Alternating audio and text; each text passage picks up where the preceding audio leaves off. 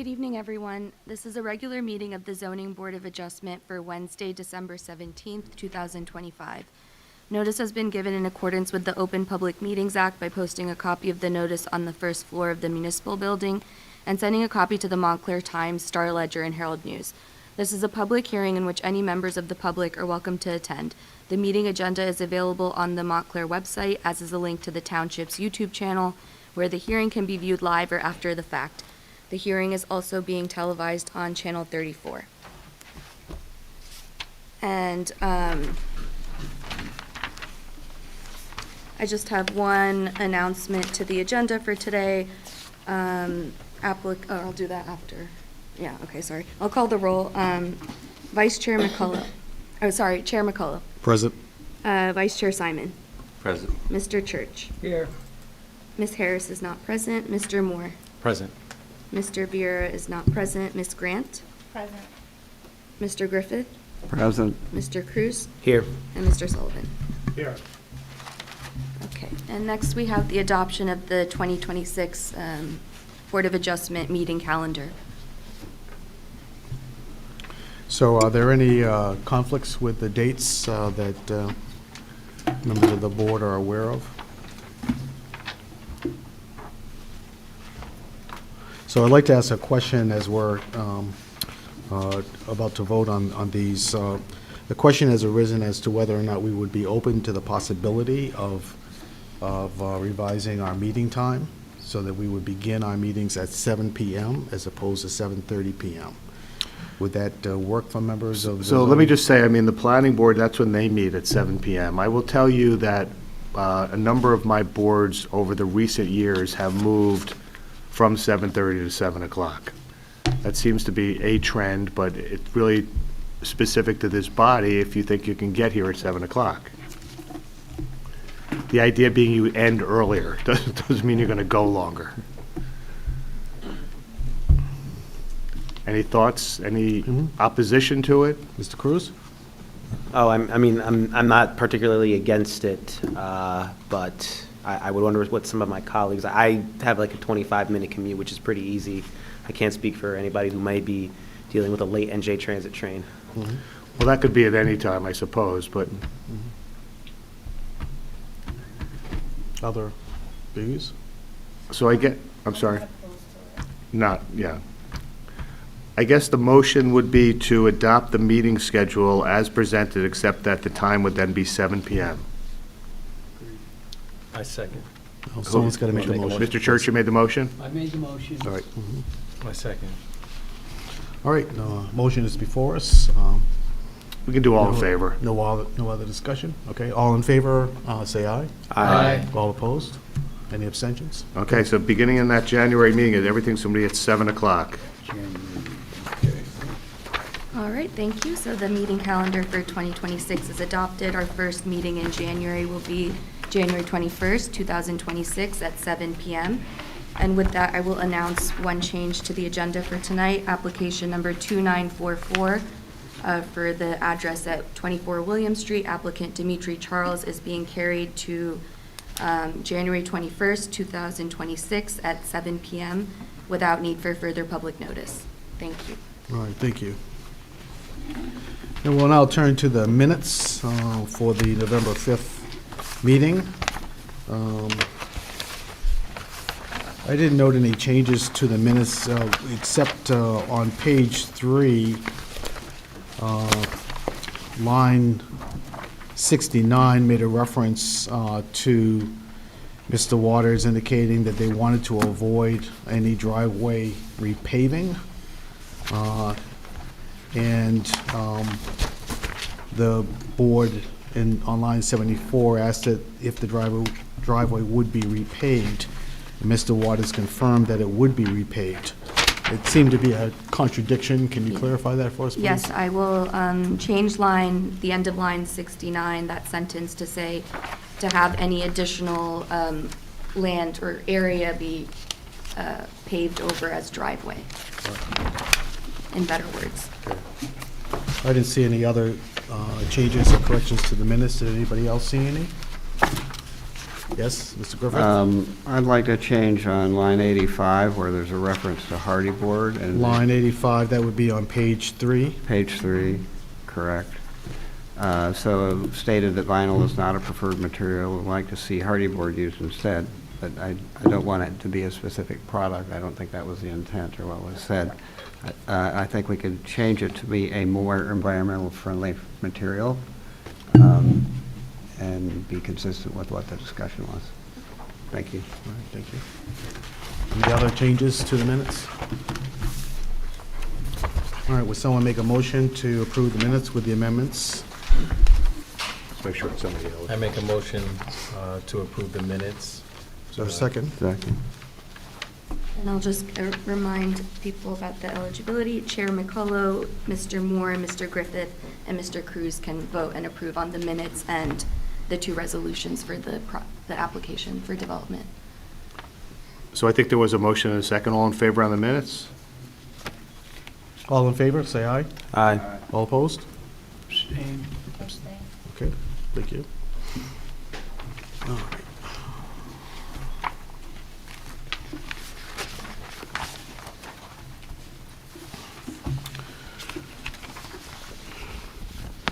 The next item relates to resolution for application 2941, 105 Wildwood Avenue, Victoria, Monte.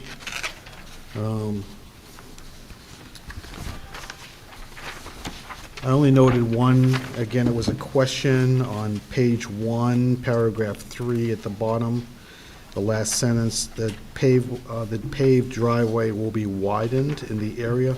Did we indicate to what the measurement would be for that?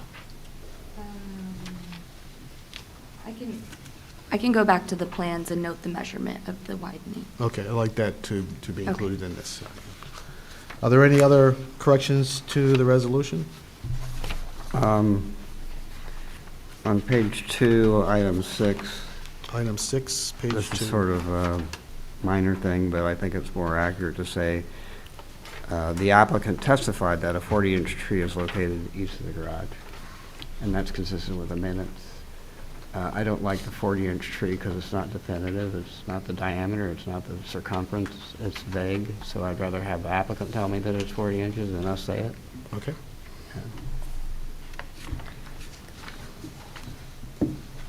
Any other changes?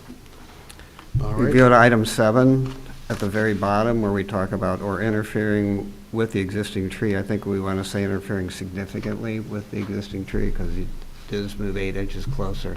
So it does have impact. 8 inches of impact is not significant. That's it. Thanks.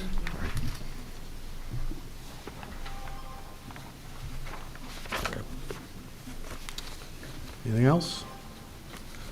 All right, would someone move the adoption of the resolution as amended? I'll make a motion. Is there a second? Second. All right, all in favor, say aye. Aye. All opposed? Abstentions?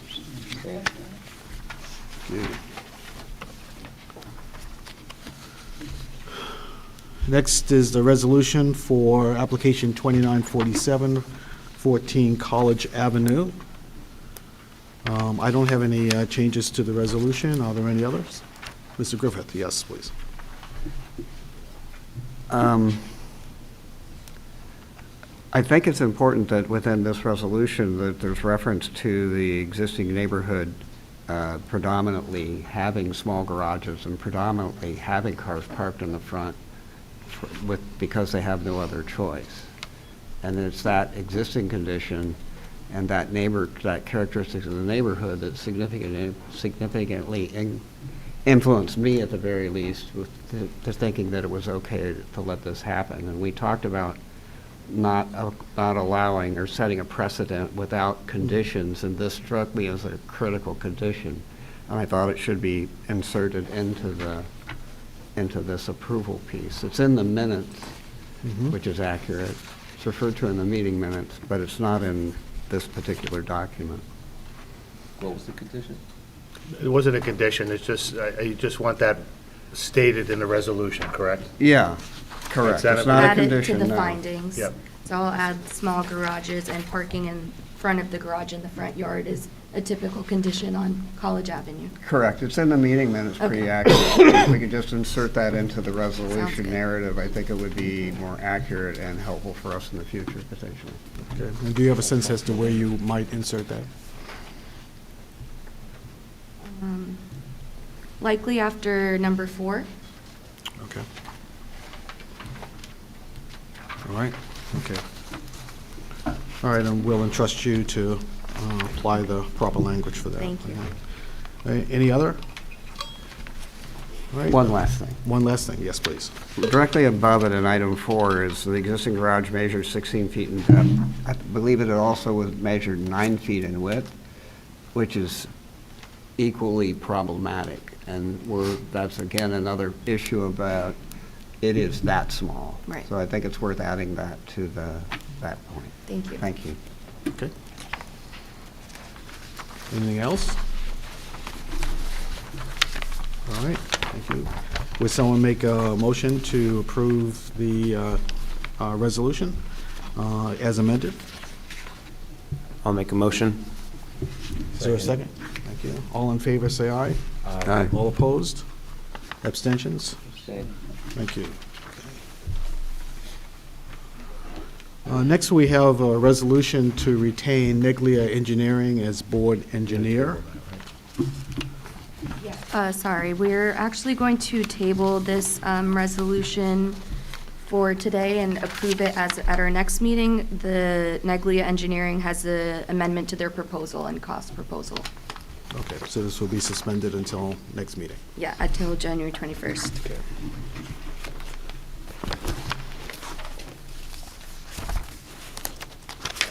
And then we have a resolution to retain Stickel, Koenig, Sullivan, and Drill as board attorney. Any comments?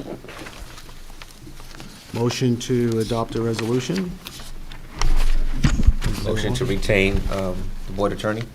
Is there a second? Second. All right, all in favor, say aye. Aye. All opposed? Abstentions? All right, one abstention, thank you.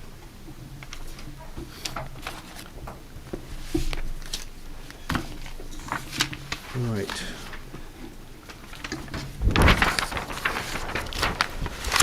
All right, we're going to turn to new business then, and this will be application 2952, 629 Valley Road, Tiger Pacific Realty LLC.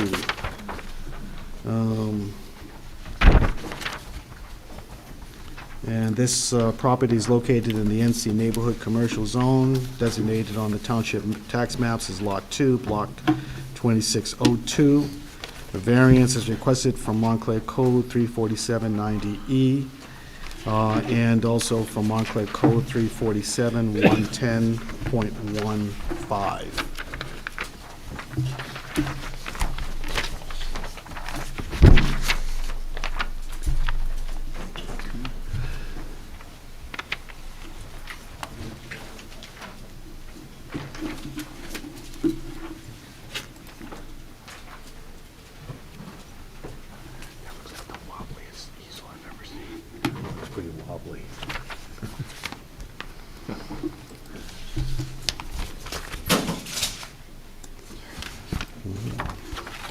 That's why you're supposed to have the engineer set that up.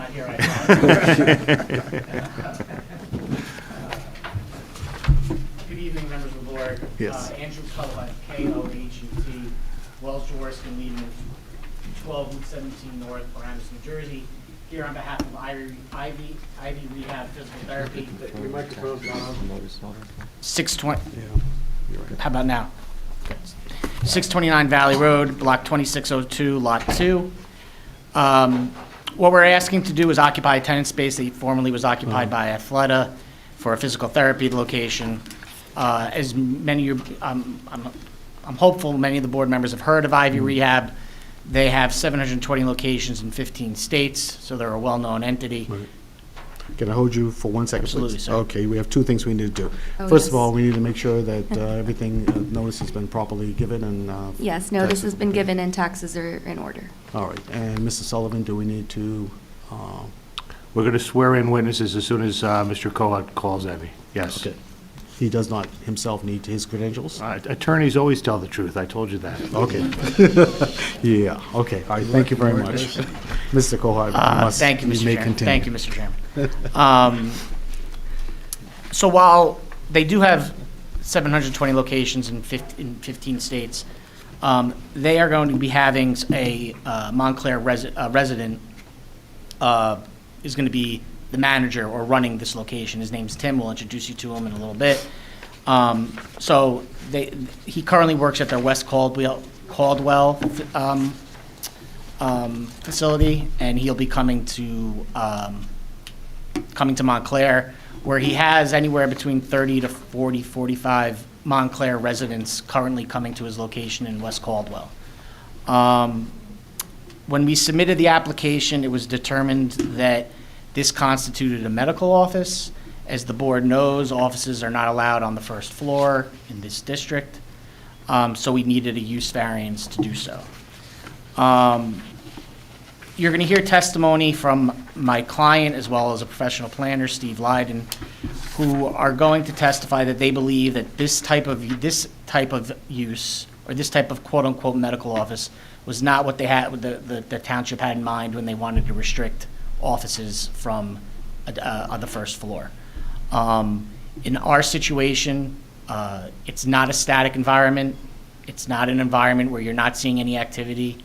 You're going to hear testimony about how, when from the streetscape, you're looking in, you'll see you'll see to the back of the tenant space. You'll see people working out, running, using the machines. So it will be an active use. It will not be a situation where everyone's in a separate office and there's nobody leaving the facility, and from 8 a.m. to 5 p.m. Their clients come in on either half an hour or hour sessions. So there's constantly people walking in the downtown, going to other locations. They are located in several downtowns throughout New Jersey. In particular, West Caldwell, Bloomfield, and West Orange are three of them. So they're very familiar with being in a downtown setting, like what we have here what you have here in Montclair. What we're going to do is we're going to go over.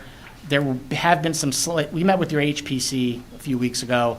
They and then as well as your planner's report discussed how while one side was a straight, the right side of the building when you're looking at the plan is a straight view back to the tenant space. On the left-hand side, there was people sitting in the window, and there was a wall. You'll hear testimony. We've removed the seats where the back are to the window. We're going to, instead of having a full wall, we're going to have a wall up to a 3-foot wall so that it's perfectly visible into the tenant space. We want no static energy, quote-unquote energy, coming from the streetscape. You'll hear additional testimony on that. We do also technically require a parking variance. We don't have any parking on site. Currently, there's 24 spaces required because if it was a retail use, it'd be 24. Because we're a medical office, that's bumped up to 28. So we will need technically need a parking variance. However, what you will hear from testimony that during their peak times, this use has no more than 9 to 11 people in the facility at a time. So while by code, by code we have a 28 space variance. In reality, this use will be less intense than a potential retail use or restaurant use or other service establishment that can go in this location as of right. The final variance that we are seeking is for signage. For signage, you're allowed to have 24-inch lettering height.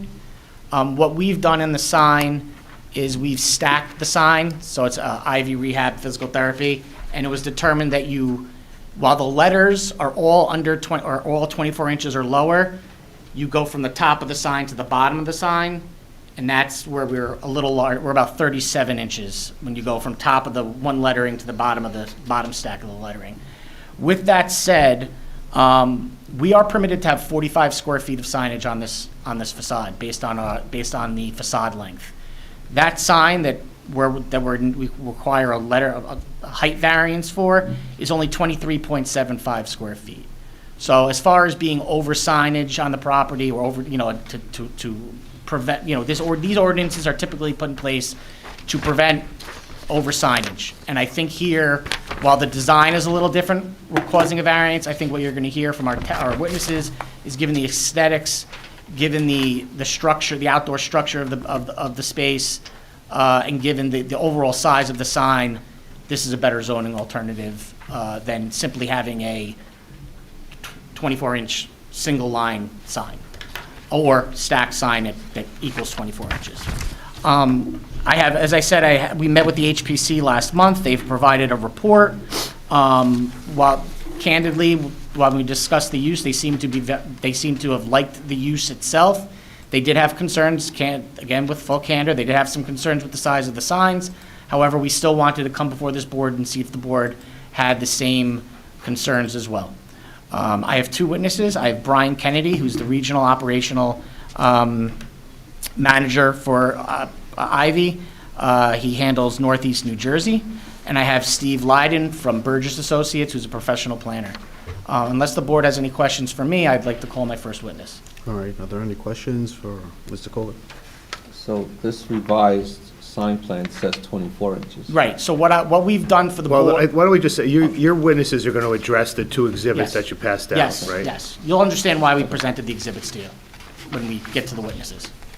We wanted to show you what a complying sign would look like versus what we're proposing. Other questions for Mr. Kohler? Sorry, just to clarify, because I'm looking, so you're looking for a use variance, a height variance for the sign, and a parking variance? Correct, sir. Okay. Mr. Kennedy? Okay, while Mr. Kennedy getting set up, Zana, would you raise your right hand? I'm going to swear you in for both hearings tonight. Do you swear to tell the truth in the two matters pending before the board this evening? I do. Just state your name and position with the township. Zainab Gazmi, Assistant Planner. Okay, Mr. Kennedy, would you raise your right hand? Do you swear to tell the truth in the matter pending before the board? I do. State your name and your business address. Brian Kennedy, 74 Highwood Avenue, Wildwood, New Jersey. Thanks. Mr. Kennedy, when you sit down, could you press the push button on Sure. your mic? Thanks. May I begin? Yes, please examine. Mr. Kennedy, your position at Ivy Rehab? I'm the Regional Operations Director overseeing our clinics in Northeast New Jersey. What does that mean in So layman's terms? it's essentially Essex County, Hudson County, Bergen County, Passaic County are the clinics under my purview. And what is your responsibility? What do you oversee everything, every aspect of the facilities? I'm a physical therapist. I treat patients in these clinics. I support the teams operationally in any way that I can. You deal with development issues when to get the. Correct. Okay. How long have you been with Ivy Rehab? 21 years. 21 years. What type of practice is Ivy Rehab? What type of facility? So Ivy Rehab started out as an orthopedic physical therapy company. We were built to be a growth model in the industry. In 2016, we underwent acceleration in growth in which we became also the largest provider of pediatric outpatient services in the country, and so that's kind of where we are today, ranging in 15 to 17 states. Okay. And was I correct about 720 locations? Correct. And as far as the ages you see everyone from 6 years old till. Yeah, in our orthopedic centers, which are the ones that I manage, we see your kids that have their ankle sprains at soccer practice up through the end of life. Yeah. I'm laughing because my son fractured his ankle and is now at one of the Ivy Rehabs in Hoboken, so that one hits home. I hope he's I hope he's being served well. I wouldn't be here if he wasn't. I hope he's being served. Why don't you just go, with specificity to this location, I briefly mentioned Tim, why don't you just go over some specifics with regard to that? As it pertains to a typical day of service? No, meaning Tim is going to be, why is Tim coming to this location? Where is he coming from? Just Great. reiterate what I said in the testimony. Let me introduce the council to Tim, who's behind me. Tim is a Bloomfield born and raised resident, now lives in Caldwell. He runs a practice in West Caldwell, the intersection of Passaic and Bloomfield Avenue. We feel very strongly about Tim managing a business in this market because to this point, he's currently serving a lot of the residents of Montclair. We've been looking for the right space in Montclair for years to come, and this particular one has become available, and we feel very strongly that we have the synergy, the way our business runs, we have the synergy that's going to operate in a way that looks and feels very much like what you guys see on Valley Road every day when you're driving up and down. Okay. Why don't you go through with the board what type of activities occur within the space? Yeah, so, every single patient, client that comes into our facility is going to have a combination of both, manual and manual treatment interventions, passive interventions. That's your hot packs, your cold packs, your electric stimulation that patients are accustomed to having when they're at a physical therapy appointment, as well as, most importantly, the functional strengthening and other activities that are pertaining to what's going to make them better on a daily basis. So the structural and functional activities are, give me some, are there exercise machines there? Or certain types of machines? Yes, yep, you're going to have your myriad of cardio equipment. You're going to have your cable columns. You're going to have free weights, all of these things that you would see in a typical fitness facility. Those will all be visible to the street. That's when I say we are synergistically trying to look and feel the way that the street currently looks, very active and energetic. Okay. I've put up the plan, the revised plan, which I guess I'll mark as A1, Mr. Sullivan, if that's okay? These were all handed out. Everybody correct? Correct, Mr. Sullivan. Okay, so what you're handing out, I'm looking at, is the revised floor plan that was prepared by Elizabeth Reeves, and the original date was July 14, 2025. I don't see is there a revision date on this? I don't see one. I have one day, July 14th. Yeah, that's the same date as the one that was initially submitted. Yeah, I guess they did put a revision date on it. Oh, here, floor plan drawings for zoning 12/1/2025, right above the triangle, you see. It's in black. Okay, they didn't put it in the revision box. They missed. Yeah. Okay. All right, so we're going to mark that as Exhibit A1. Yes. So what I'd like you to do is walk the board through a typical client experience. Sure. So, Valley Road here, our front entrance, this was the Athleta / Gap, and essentially what you've got here is a reception desk in the front, which is important for best practice in our industry so that the patient can be accounted for as attending their session on that date for the purpose of their insurance company capturing the date of service. And at which point they can also review their their insurance benefits and whatnot, as well as their scheduling with future appointments. So before you leave there, Yep. We received a report from the HPC as well as Ms. Casme, and Ms. Casme had indicated that, and I'll let her speak for herself, but the report stated that the right side of the front of the building is consistent with the streetscape in downtown, in the district, but there was concerns with chairs and the visibility where the waiting area is. So we made some revisions to We that made area. some correct? compromise. Yeah, so what did we do to kind of work on that comment? Typically, the way that all of our clinics operate, we do not like our patients to come in, our clients to come in and have any sort of waiting. So after check-in, we typically move right in with the treating therapist, and it may involve treatment interventions here on a table, which would be manual interventions with somebody like Tim or myself. That may be over here where you're going to find stationary bikes, recumbent steppers, elliptical, cardio equipment such as that. And here is depicting rubber floor. Here is depicting a turf area where it may be more of an athletic treatment session.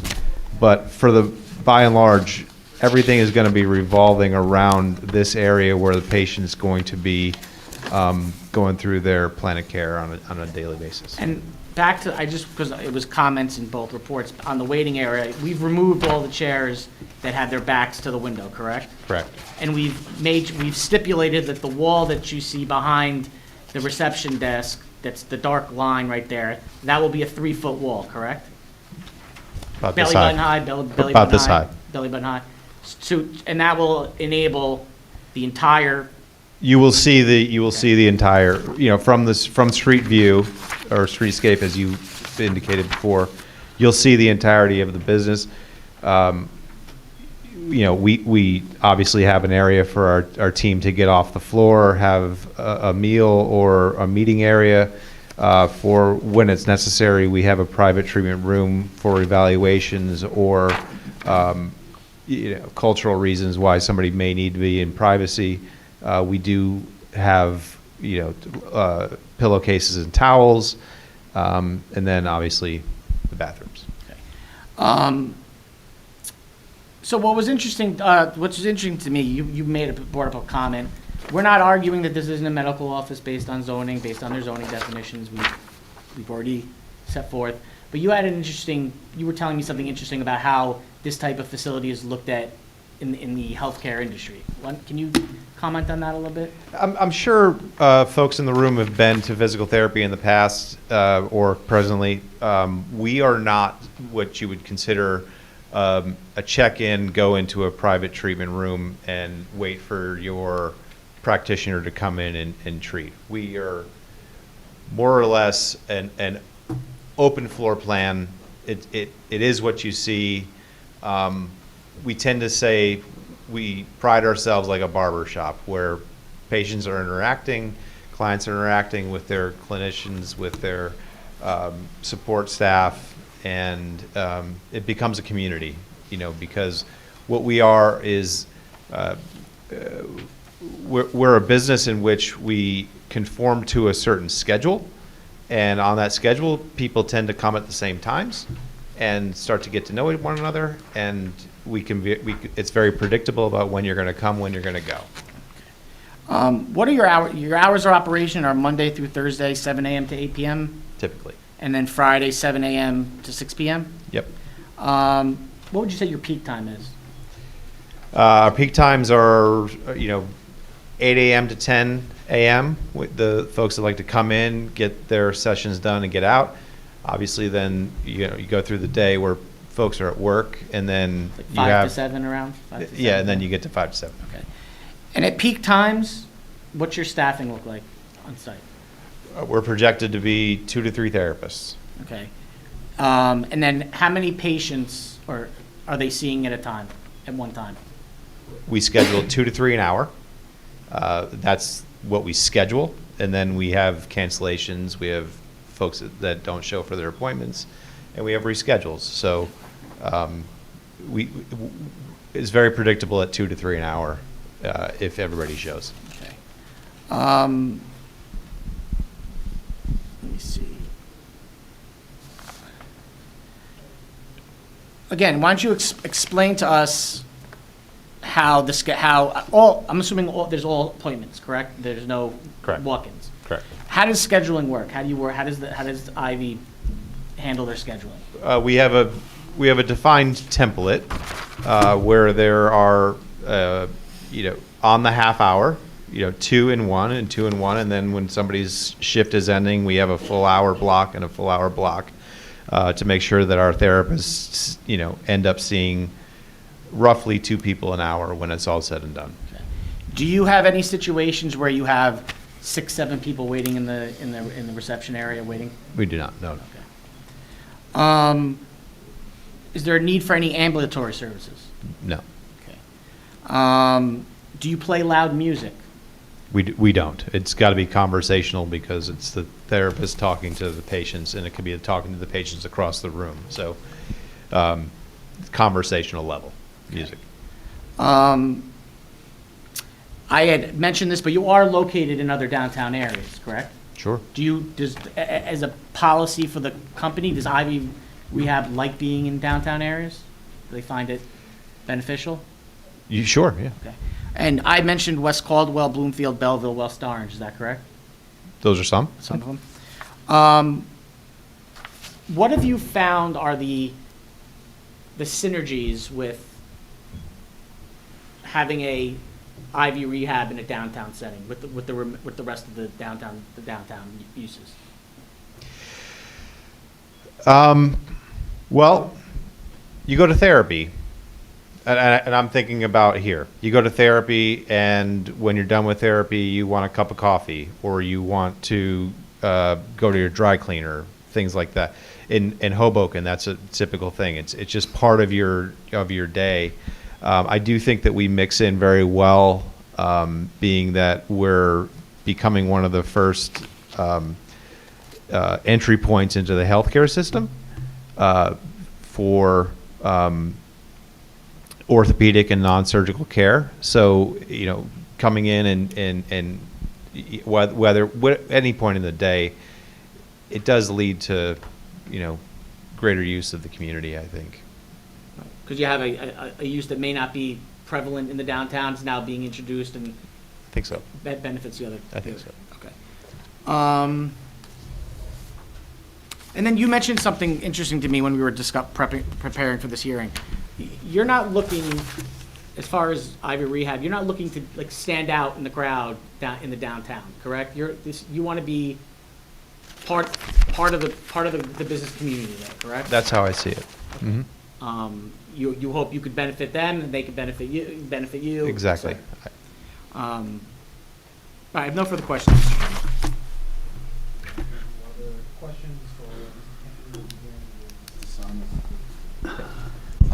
Can you repeat the hours you said? I can. Yeah, go ahead. Yeah, we open at 7 a.m. Monday through Friday. Fridays we usually close a little early just so we get our staff out and ready for their weekend. But typically our centers are open till 8 o'clock. Last appointment would be 7 o'clock. What about the weekends? Not so much anymore. We have, in my region, we have probably 4 offices that are open on Saturdays from 8 a.m. until noon. And that doesn't really happen until we have a staff that can accommodate the rotation to take on a Saturday. So the space will be dark on a weekend? Right. Please answer, yeah. It could or it could not, depending on the volume of patients that need our services. Why don't we go with the anticipated hours of operation when you're in full operation? Okay, so let's start, I heard 2 different things. Monday through Thursday, I heard 7 a.m. to 8 p.m. Then I heard Friday, 7 a.m. to maybe 6 p.m. Correct. Does that sound accurate? That's accurate. Okay, and then when you're in full tilt, will you be open at all on Saturdays or Sundays? Well, Sundays, absolutely not. Saturdays, To be determined. But possibly 8 AM to noon as you are in other That's facilities. the only offices that are open on Saturdays, which are just a handful at this point, are open until noon. So 8 to noon, potentially on Saturday? Yeah. Okay. Outside of the scheduled sessions, are there any plans to have any open or class schedules or any kind of group activity outside of scheduled appointments? No. No. Okay. In terms of the view from the street, is there any concern about patient privacy as to who's going into and out? There is not. We don't have an issue with that. So the design is similar to your other storefronts in other locations where you can see straight to the back? Correct. Okay.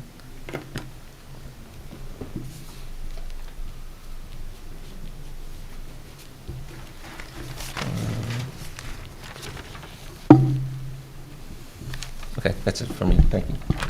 Mr. Church? Yeah, I have a couple of questions.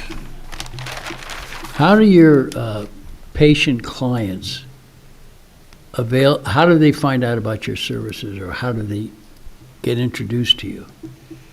90% physician referral, and about 10% what's considered in our industry direct access, meaning aside from your payer being Medicare, if you're a commercial insurance subscriber, then you can come to us directly.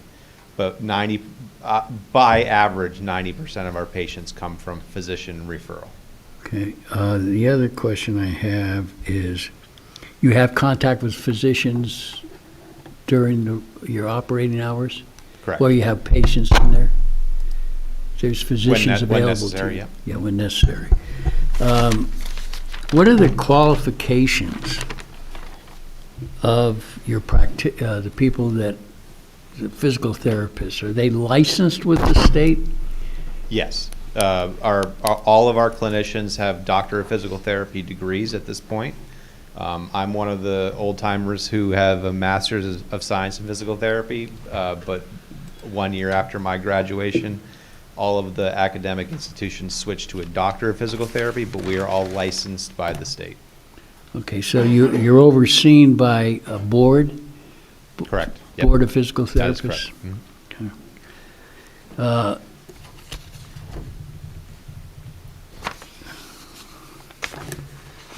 Let me find out. Oh, yeah. No, that's all I have for now. Thank you. Ms. Grant?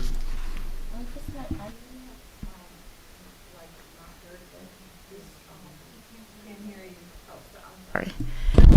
I was saying, you may have mentioned, but I just didn't hear, but this sign kind of mock-up says it has the 24, is not the size for the variance? I'm going to have Mr. Lydon testify about the sign, and we'll go over Oh, okay. at that point. Okay, thank you. Mr. Cruz? I was just wondering, so Elizabeth Reeves, she's the architect who created this plan. Correct. Will she be testifying tonight?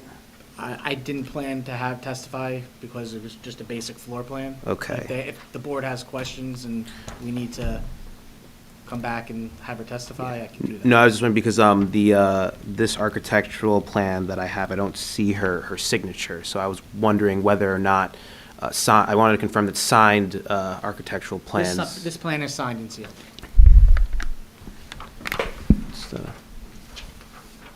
Okay, I see. All right. Oh, because I gave you an Yeah, yeah, I yeah. apologize. We would absolutely give you signed and sealed plans. Okay. It's not a problem. And then with respect to the foot traffic, so the peak amount of, I guess, people in the office at any given time would be 6.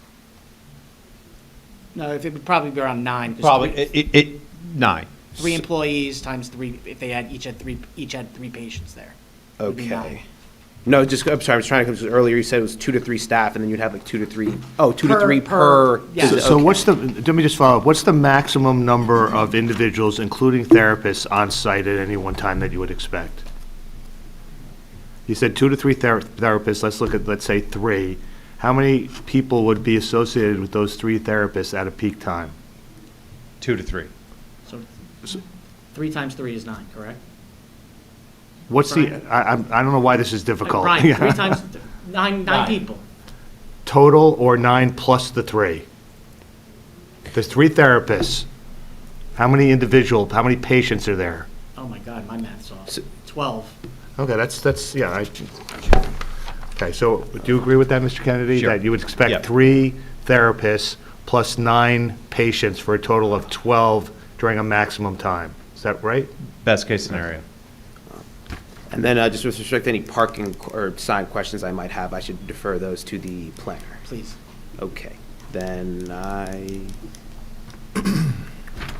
yep, I'm good, thank you. Mr. Griffith? Are we allowed to ask any questions? There will be an opportunity for you to offer commentary and ask questions later in the hearing. Yes. Okay. Do you have any photographs of the signage in the area, across the street? Is there any Probably concern about the Mr. context? Lydon's going to probably address the variance proofs relating to the sign, correct? Correct. Okay, good. You said that 90% of your business is from referrals, correct? So the size of the sign isn't so important, is it? It's a question.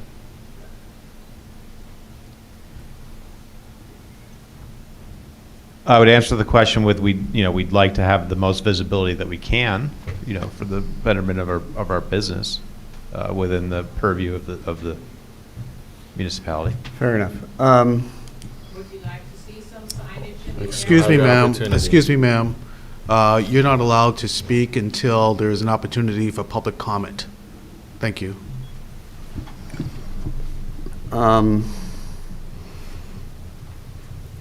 Your drawing has an existing retail space of 2,000 square feet. What is that?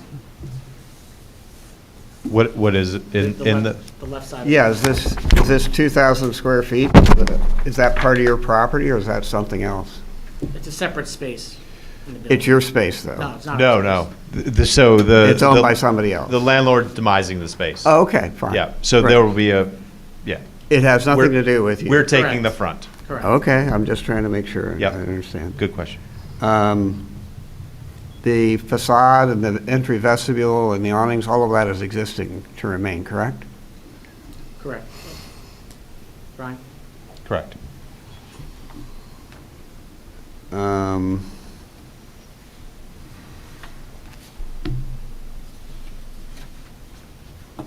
Do you have any photographs? We've talked about looking through the windows at your facility, the gym and the exam tables and that. Do you have any photographs of your other facilities that would allow us to see what it is we're going to see? Well, that's a great question, and no, we were planning to come with it, but as a compromise to what the prior meeting concluded with, for instance, Tim's clinic in West Caldwell, this wall would come all the way up to allow our branding, our signage to be visible to the street, but this was not something that was popular. So we've cut this down to kind of be here, allowing residents to see through. So this would be a little different than what we've ever done before, giving. But you have exam tables in your other places, so. It would look exactly like A this. photograph of what the exam. Every clinic will look And the exactly rest, like this. the right-hand side is visible without it, I'm just curious to see. Windows, everything is visible. Yeah, it would be helpful to show us what it is we're going to see, just so we have an idea of what we're seeing through the window. Okay. That's all. Thank you. All right. Mr. Moore? Tim has it if you'd like to. He's got. He'll have an Yeah. opportunity to offer witness later. Mr. Moore? All right, so you had mentioned that generally your practice will take place during the week, right? And at this point in time, you have nothing on the schedule for the weekends. Correct. Correct? All right. Yeah. Have you, And so this business district, it's highly trafficked, as you know. Have you thought about doing any type of a group activity, a shared space during the weekend so that it's not empty? Like No. a yoga or something like that? No, we don't do that. Okay.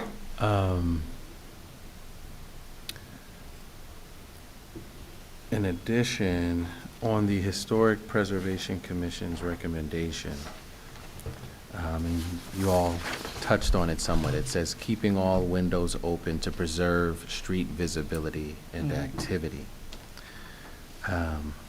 Number 4 says reconfigure waiting area seating so patients are not facing the street facing window. So is there another type of rearrangement that you may have in mind so that there's activity at the waiting area?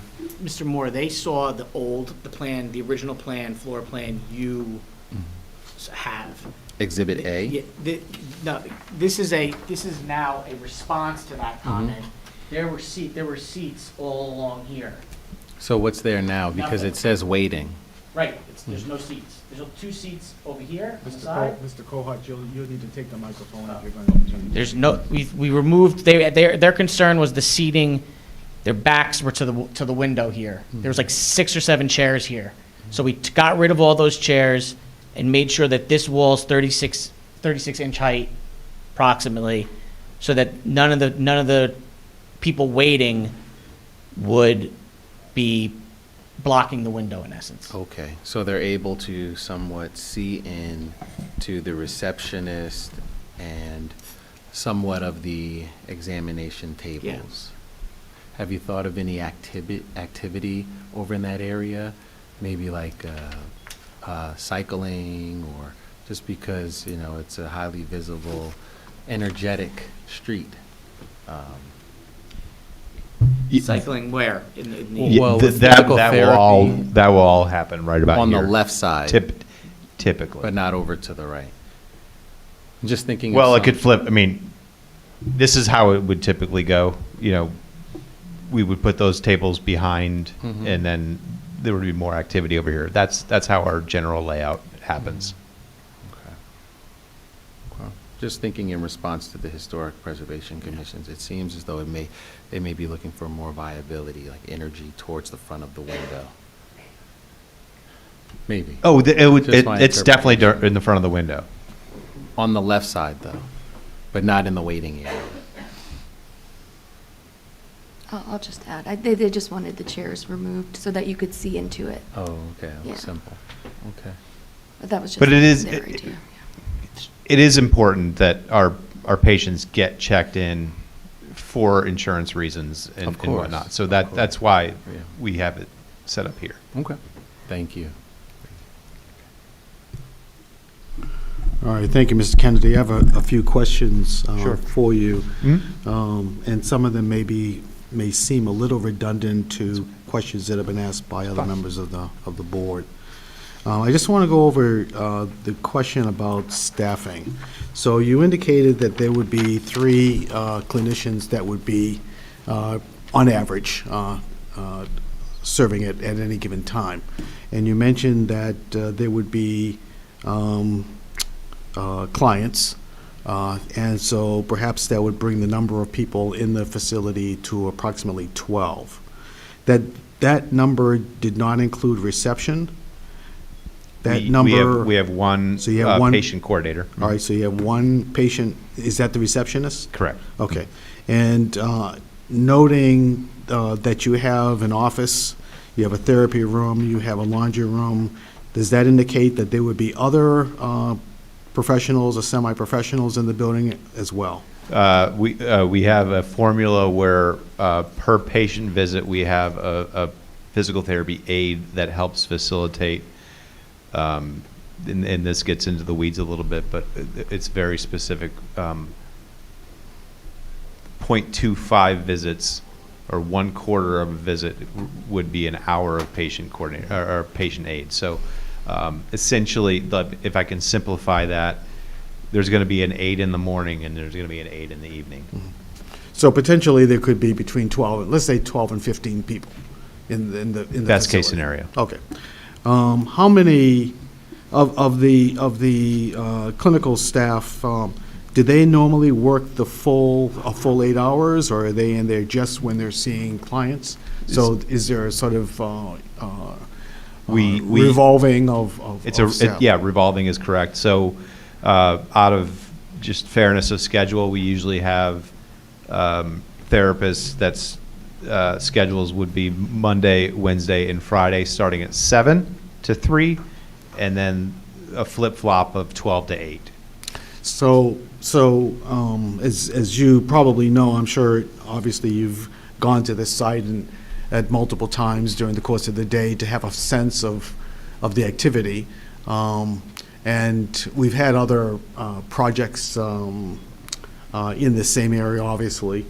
Parking is a big issue. Right. And so have you, sort of in comparison to other facilities within Essex County that you've noted, how have you managed parking for staff that have to be available to the facility? So it's a great question, and Mr. McCullough, my answer is that I've been living at the Starbucks on Valley for that very reason, just because I do not want to open up a business where, for our use, we can't have our patients park or get to the front door. So it's been my due diligence over the past 3 to 6 months to make sure that that's going to be okay for our business, and I feel comfortable with what Valley and the parking around the area has to offer for us. All right. Then, you know that, I mean, most of the parking, at least in close proximity to this location, is paid parking. You're familiar Correct. with that? Okay. All right. Then, looking at the facility itself, I'm wondering, in terms of the windows facing the street, are the existing windows that are in that building, will those be maintained for your business, or will you be changing the windows? Maintained. Okay. And so they will continue to be clear glass? Correct. Okay.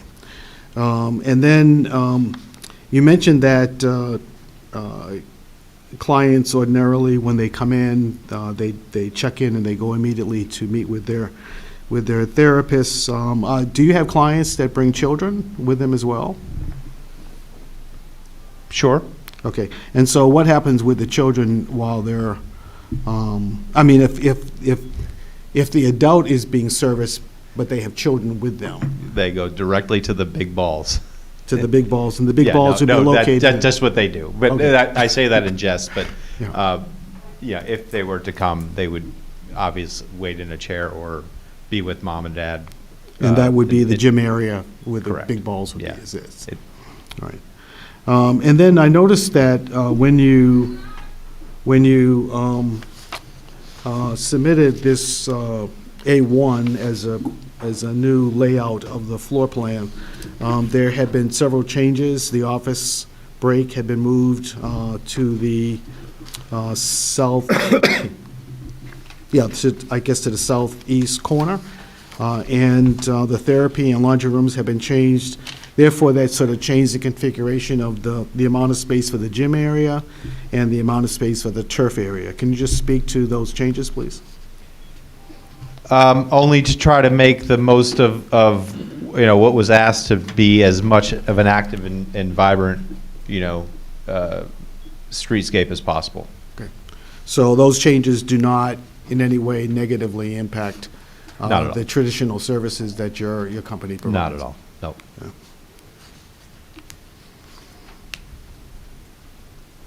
And then finally, the retail space that is located behind your facility, for those who are familiar with this space, there was a step up to another landing. So all of that would be behind that wall, is that correct? I think that is where the demise is, but that's not my expertise. I believe that, and I know what you're alluding to, and I think that's where the demise is. Okay. thank you. Let's see.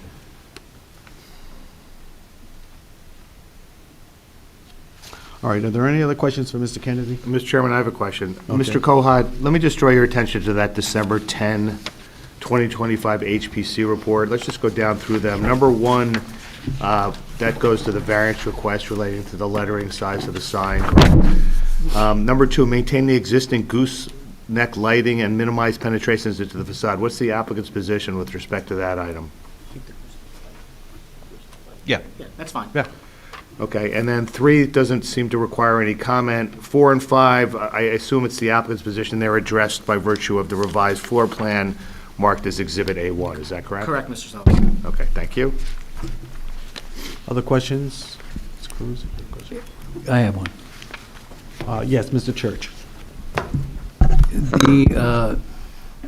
Is there going to be parking made available for the employees, or do they have to park like in the regular parking lots that surround that area?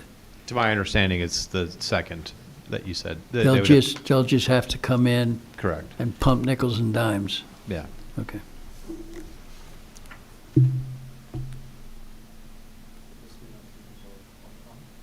No, public questions only. Yeah, of this witness. All right, this would be an opportunity then for members of the public to offer comments, No. ask questions, I'm sorry, to ask questions. You must frame your participation as a question to the witness, so please approach the front if you have a question. And just so members of the public are aware, there will be a later opportunity to make comments either in favor of or opposed to the application. This is limited to questions of this witness. Mr. Kennedy, you can have a seat, please. Well, Thank you. he may be there to answer the questions. so. Oh, I thought he could. No, he Oh, has. over there, okay. Mr. Rabaki, you have a question? Mr. Kennedy, you may please be seated. State your name and address, please. Frank Rabaki, 398 Upper Mountain Avenue, Montclair. Has demolition started on this property? No. Neither space that you know of? No. Okay, so they're available. You mentioned that the clients or patients are ambulatory, is that correct? Correct. Are they fully accessible, or do they have special needs as far as accessibility, since they are getting rehabbed? Can't answer that until they come. So I don't, the majority of our patients are fully ambulatory, but Okay, so we they treat- don't need we any treat who kind of- comes. They don't have big ADA type of issues? Not typically, but I can't tell you that they won't. We Thank treat you. who comes. Sir, can you turn the flashlight off? Thank you. I'm sorry. I do that all the Yeah, time. I know. Thank you very much. Okay, so those are my two questions. Oh, one more question. Did you have, were you considering the 2,000 square, well, it's not 2,000 yet, but were you considering the other space that the landlord is preparing when you did this, when the landlord was configuring this space? Because there was an application, I think, at some point before one of the Montclair commissions or boards.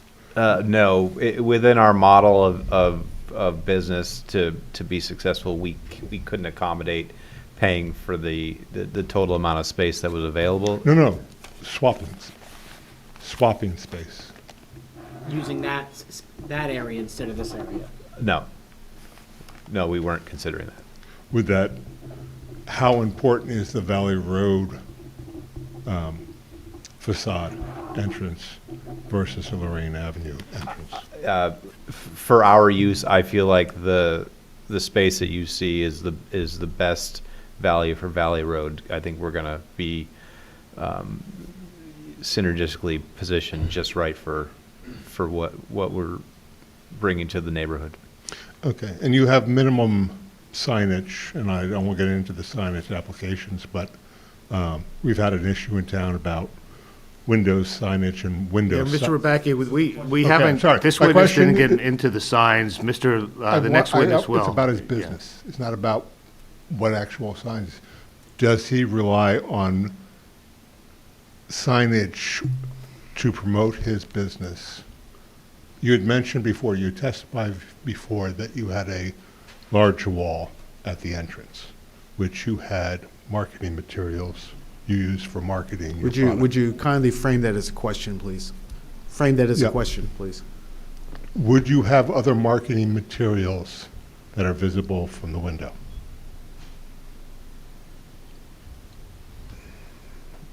I Typically not.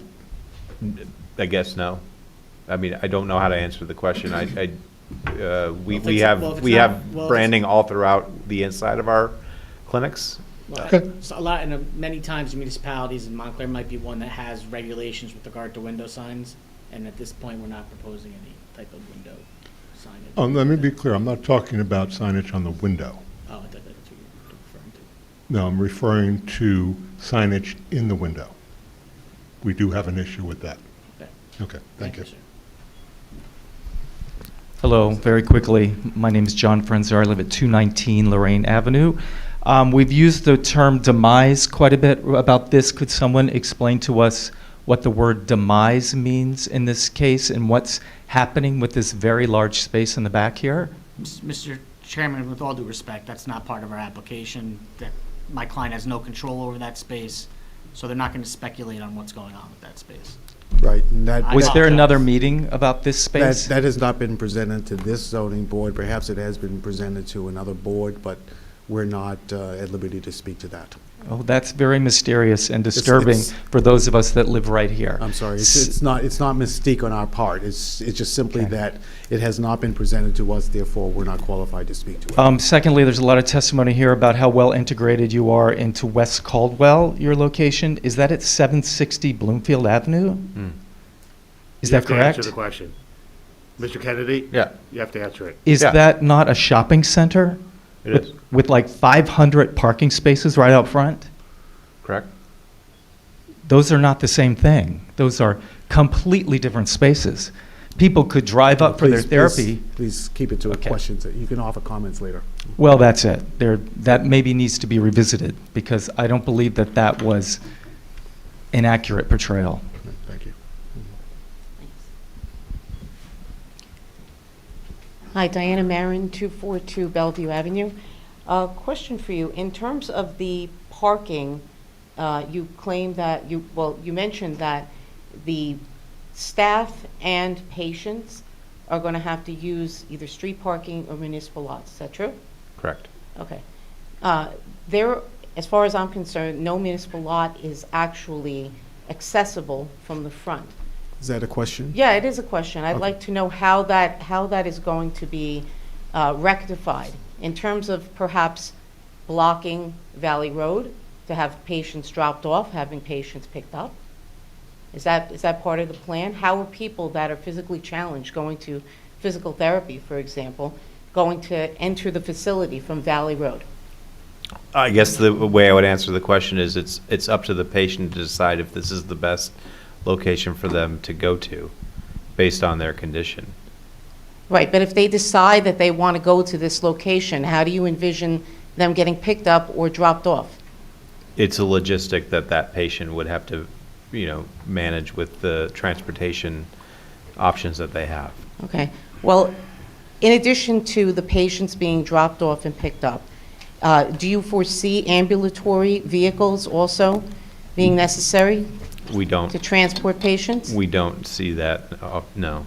Okay. What about a ramp? Where are you planning on putting the ramp? There's not a ramp available. Well, it's a medical facility, isn't it? Need a ramp.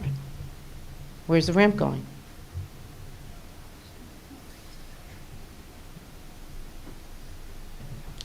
Well, we don't have to have a ramp. I believe you do. Well, that's for the building department to tell us. Okay, well, note it, because you're going to have it come up. I appreciate the advice. Okay, Thank no you. problem.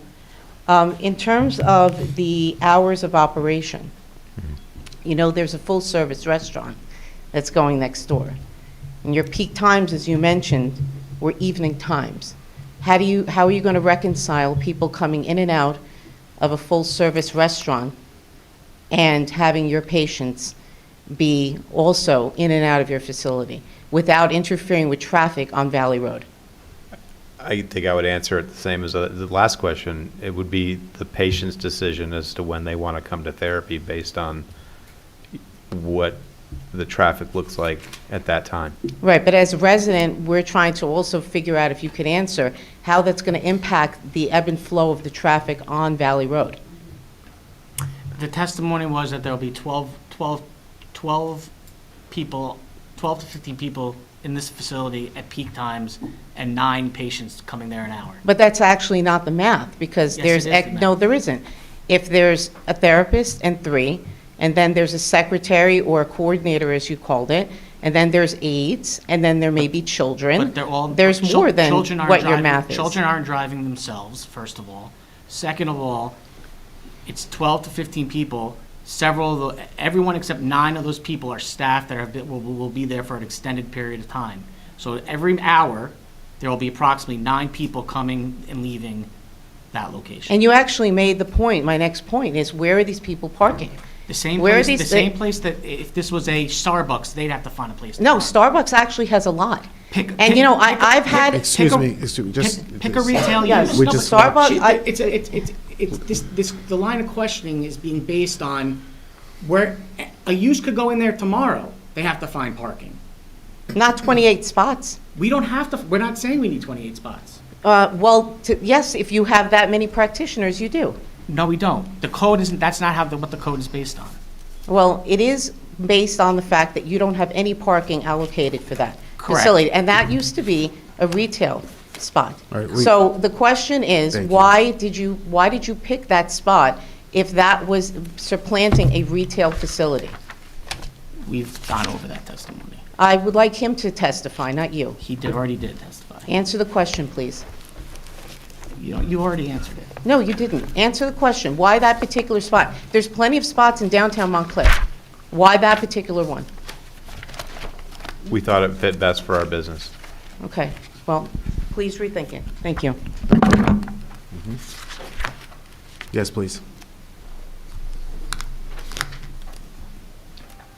Hi, my name is Suzanne Neckerman. I own a retail store at 601 Valley Road.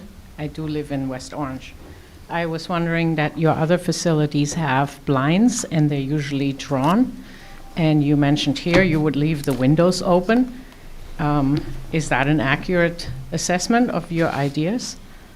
When we have the blinds drawn, it's usually due to the sun. So you will have, at certain times, blinds that are drawn, maybe for the privacy for the clients? I didn't say that. That was my question. Well, in the case that we have blinds drawn, it's typically due to the sun.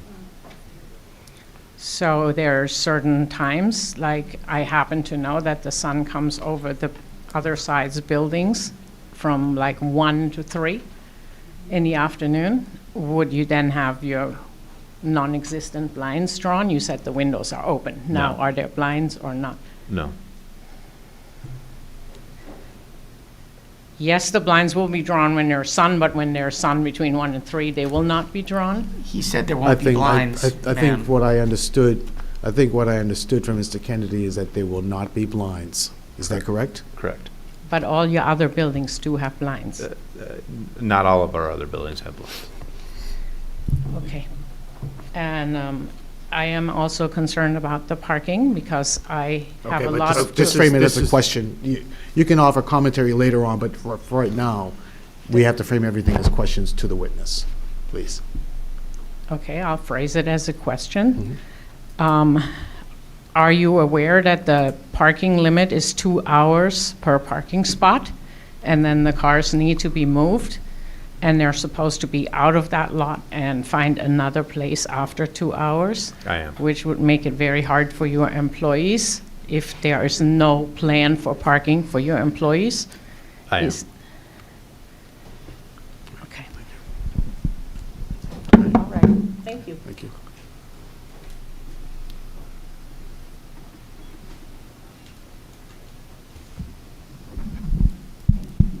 Thank you. My name is Polly Marazoff. I'm the owner of Ampersand Interiors and Garden, 40 Upper Montclair Plaza. So I am behind Starbucks and I'm behind the Bellevue Theater. I've been there now for 2 years, but prior to that, my business was located at 241 Lorraine Avenue. Here is a picture of 241 Lorraine, which is really 237, 249, whatever, et cetera, et cetera. So this building, and here's my question, are you aware of this building? Not by the picture, no. Okay. I'm just going to ask you to take a look at that. So that building is Keller Williams on the second floor. And the landlord there had wanted a medical facility. There are over 40 parking spaces in that building.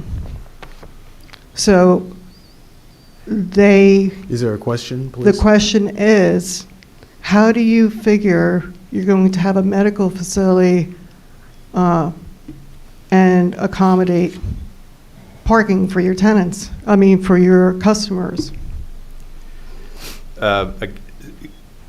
Same answer as before. I think the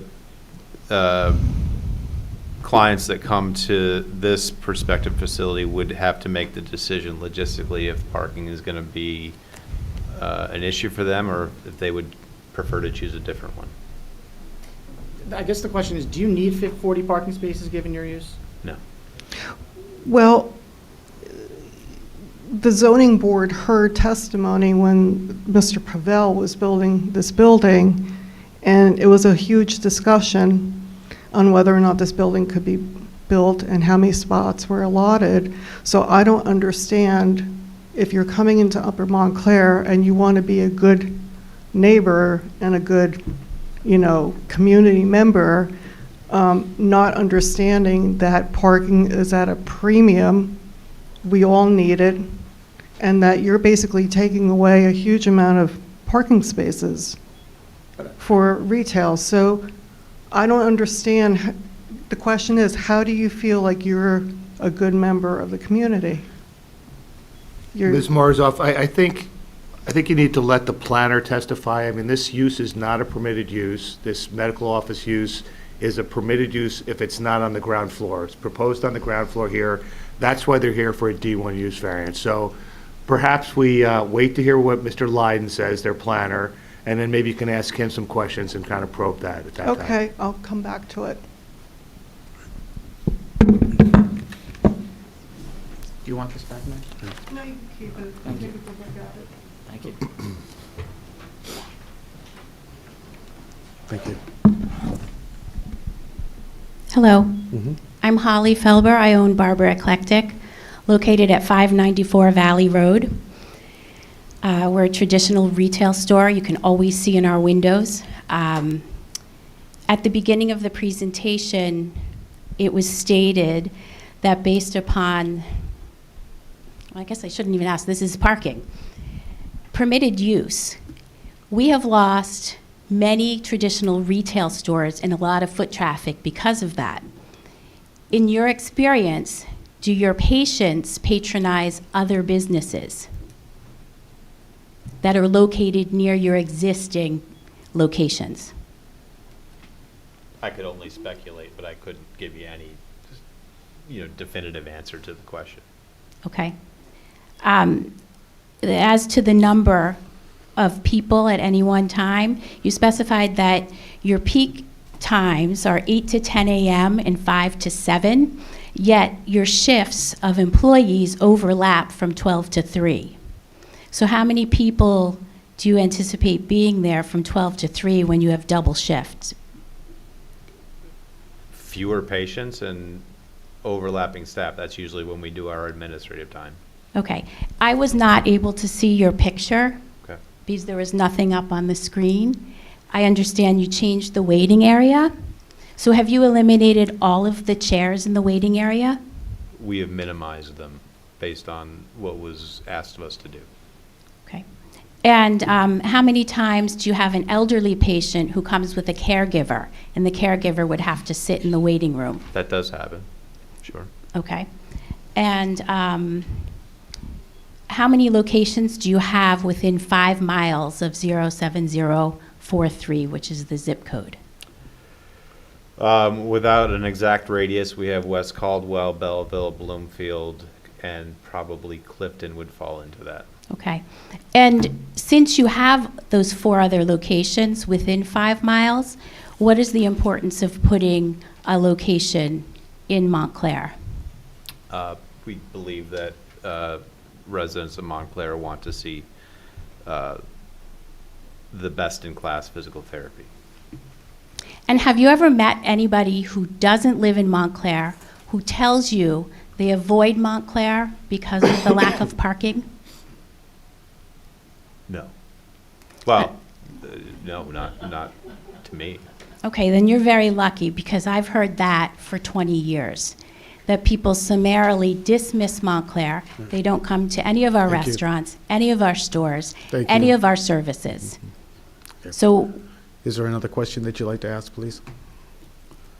yes, why would you not provide any parking? It hasn't become available to us. There's no parking on this property. Okay, no parking on the property. Thank you. Thank you.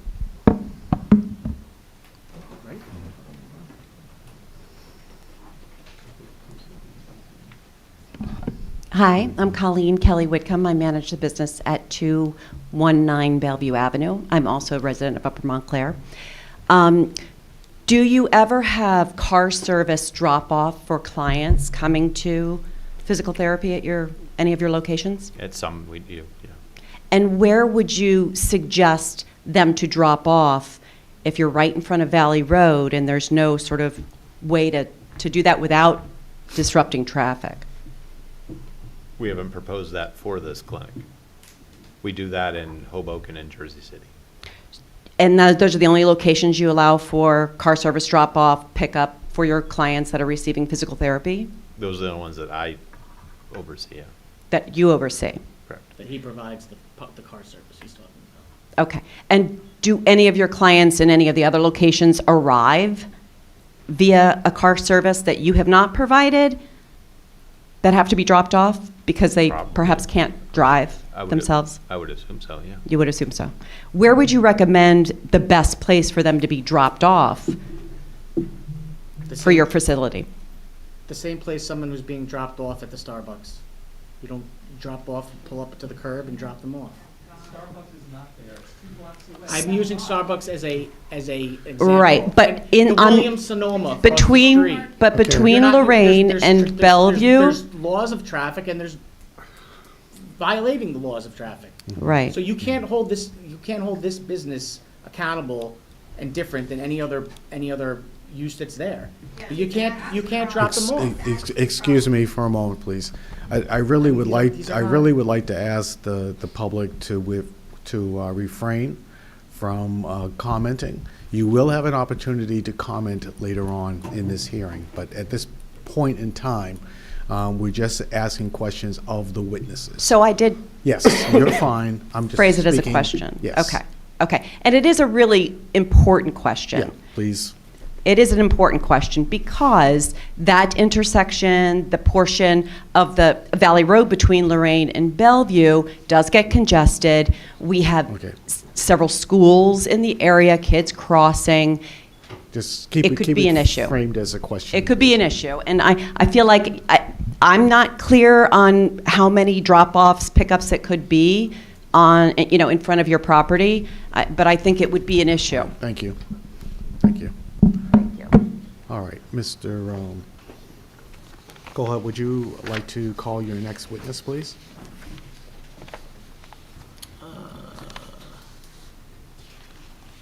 Yes, Mr. Lydon. Yes. Mr. Steve Lydon. Yes.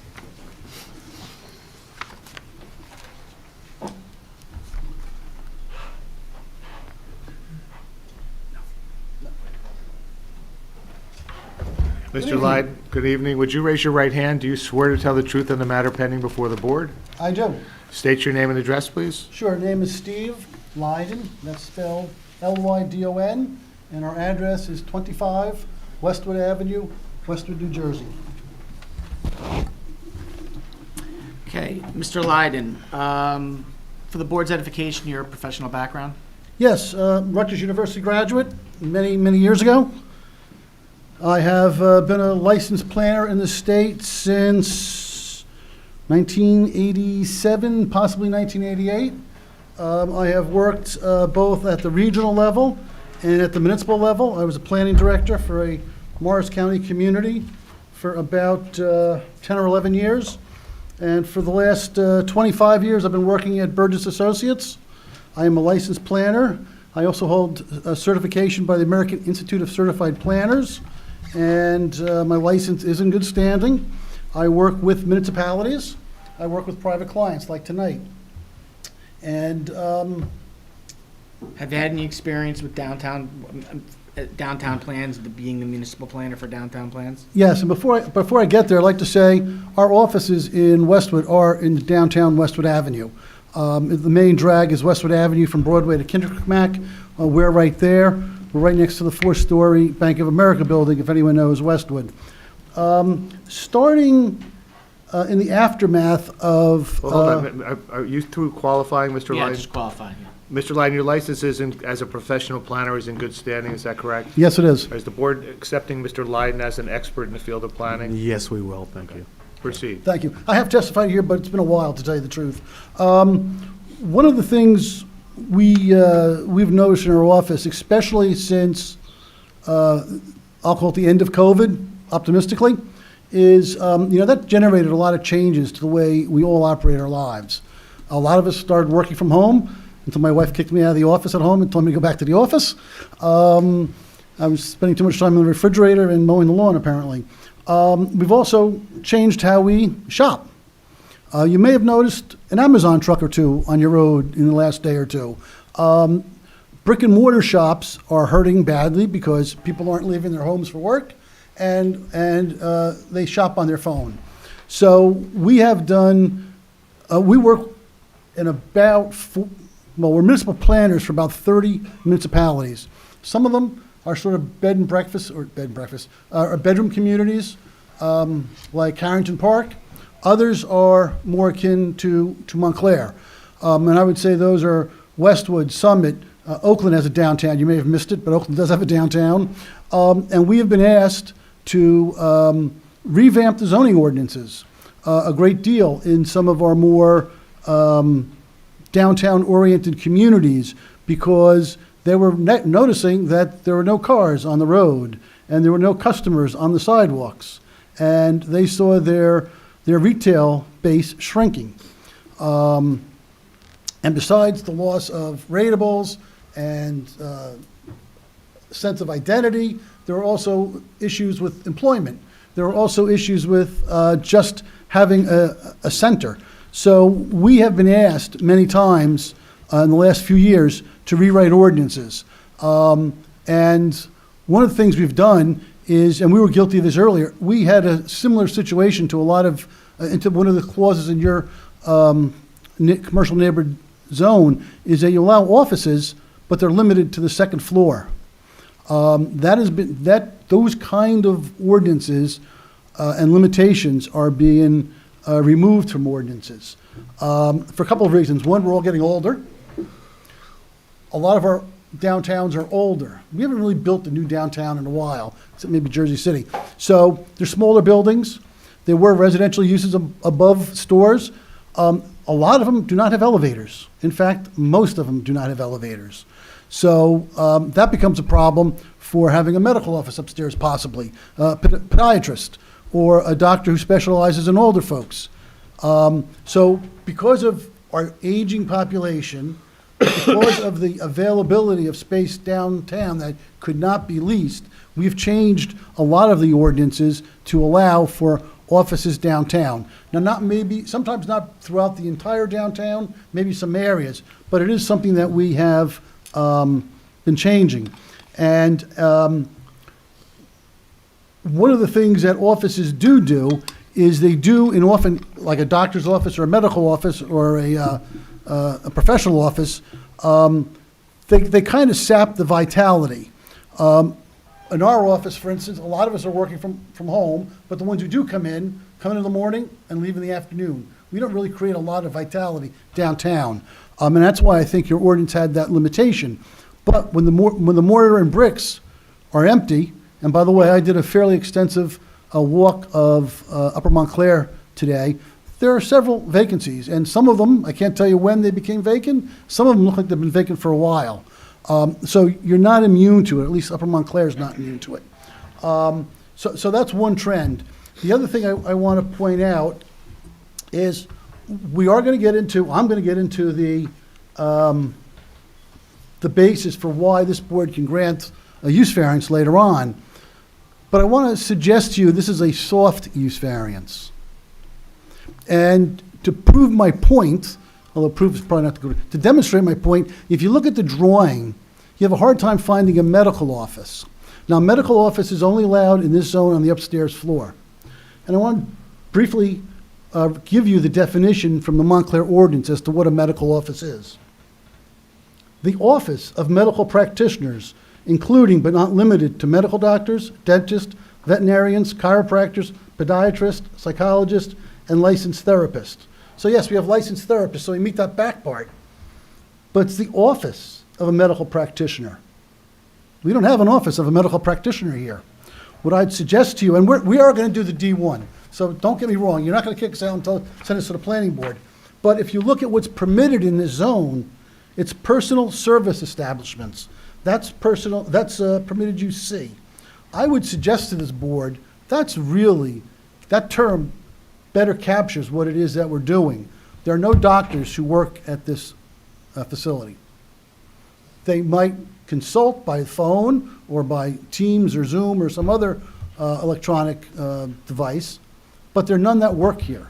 And the office that's on the plan, as was described to earlier, may be for a person who has a specialized privacy need, or it may be for the staff to consult briefly about a patient who isn't doing as well as they thought, or it's even used just, I think you mentioned, for lunch breaks. So it's not a medical office. But if you think about it, it's a personal service establishment. Traditionally, those have been barbershops, hair places, skin places. And you might say, well, your guys need a license. Well, someone who cuts hair needs a license from the state of New Jersey. Someone who does, I can't even describe what the term is, someone who works with skin care needs a license from the state of New Jersey. So I'm really thinking that this easily could have been determined to have been a permitted use, and possibly if we had presented it differently, maybe we would be in front of the planning board. So that's the first thing I want to say. The second thing, and this is not on my outline, but based on the comments that I've heard from the public, this is a building, according to your tax records, that was built in 1926. I don't know if it ever had parking. It certainly doesn't today. So any use that goes in this building, unless it knocks the building down and becomes a parking lot, which, by the way, is not a permitted use in your zone, or provides parking for an adjacent property, is going to need a parking variance. And you heard Mr. Kohut over here at the beginning of his testimony, he doesn't testify, at the beginning of his introduction, talked about how it used to be a use that was occupied by a subsidiary of the Gap. And everyone determined that was a retail operation. And for retail operations, based on the square footage of the size, you need the size of this building, you need 24 parking spaces. Well, they moved in, so I'm assuming they got a variance for 24 parking spaces. Now, if you say that we're a personal service establishment, we probably don't need a variance because there's already 24 granted on the prior use. If you say we're a medical use, the calculation's a little bit different, and it goes up to 28. But that doesn't mean we need a parking variance for 28 spaces, because this site, and variances run with the land, has already gotten a variance for 24 spaces. So at the most, we're talking about a variance for 4 spaces.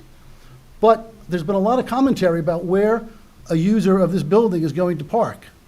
He's going to park where everyone else who doesn't have a parking lot on Valley Road parks, on the curb or in the municipal parking lots. That's why you have municipal parking lots in this area, because there's a lack of on-site parking. Is it a big issue? It's a significant issue. I always tell my downtown towns, when you don't have a parking problem, you have a problem. The best problem for a downtown is to have a parking problem. That means people are coming there, it means it's vibrant. This site, unless they tear the building down, is never going to provide parking. So I think the idea that this is terrible because it's not providing parking, it's really no different than maybe 70% of the buildings and uses along Valley Road that also don't provide parking. And I don't hear any move to close those sites. So I think the parking can be an issue, but it can be managed, and I think it can be addressed, just like it's being addressed today. And by the way, when I came in and parked, it was 11 o'clock this morning, because I figured I should know what time I came in. No, it was 10 o'clock, excuse me.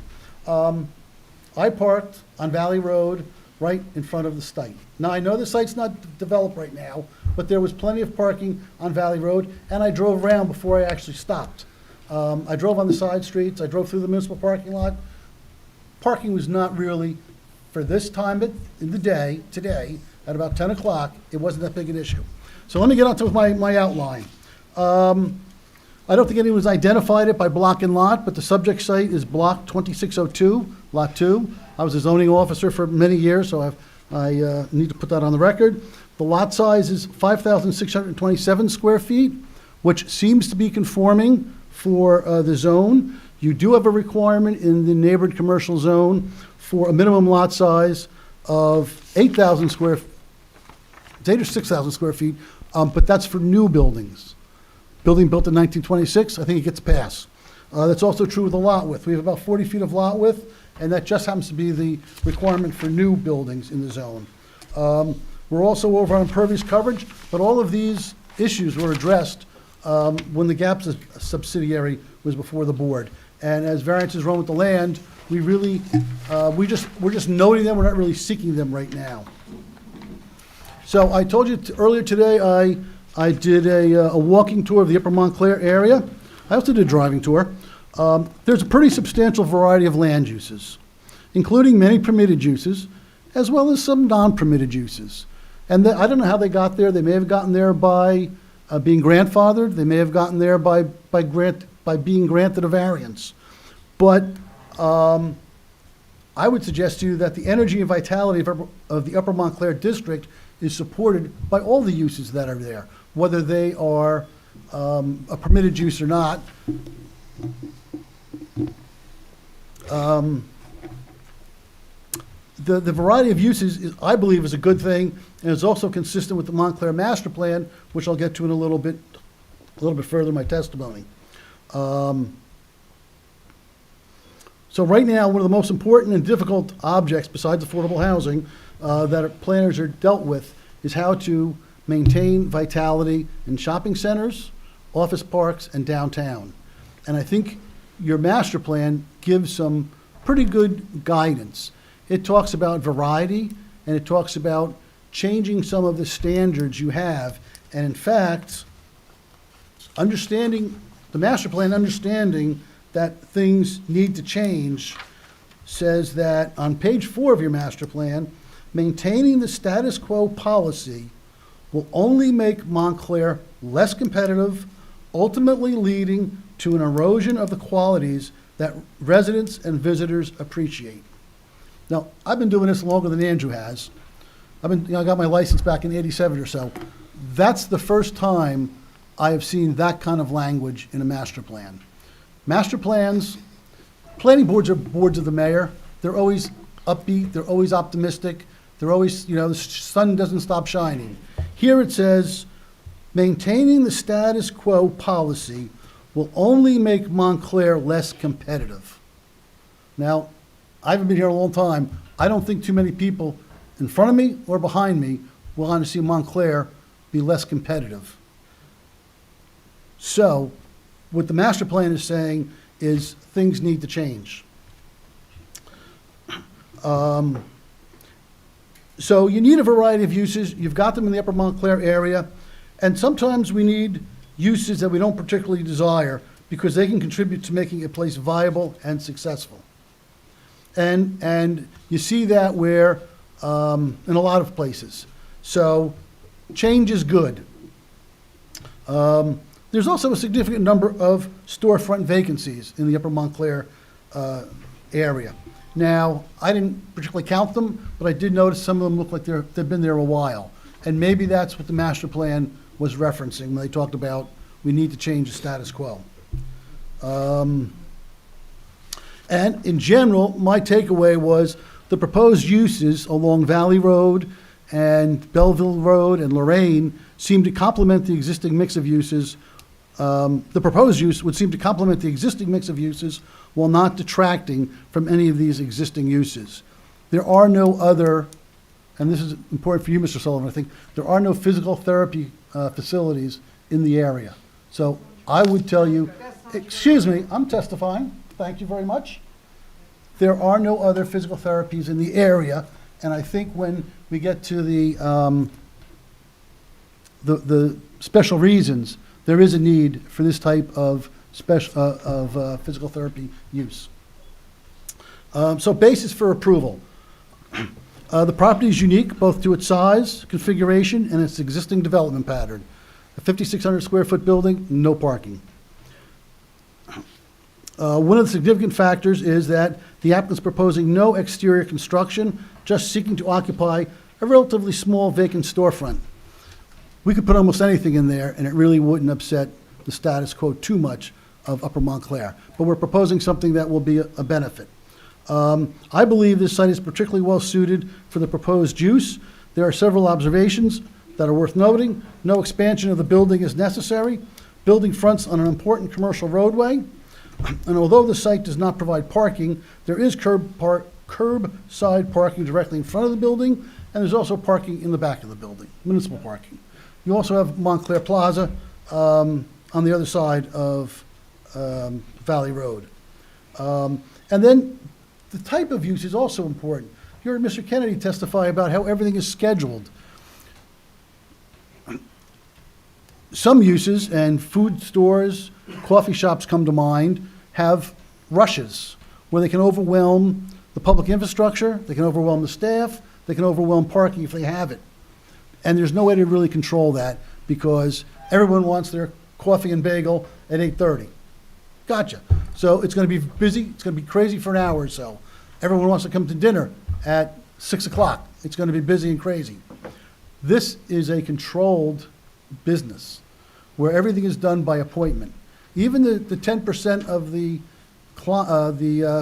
clients who aren't a direct referral from a doctor are scheduled by appointment. There is no walk-in operation. So what that means, and there's no group operations either. So what that means is everything is pretty much flat during the course of the day. Yes, there's a peak early in the morning. Yes, there's a peak at the end of the workday. But except for those two peaks, it's pretty constant and it's controlled. I believe this application can be approved as it advances the several purposes of the municipal land use law.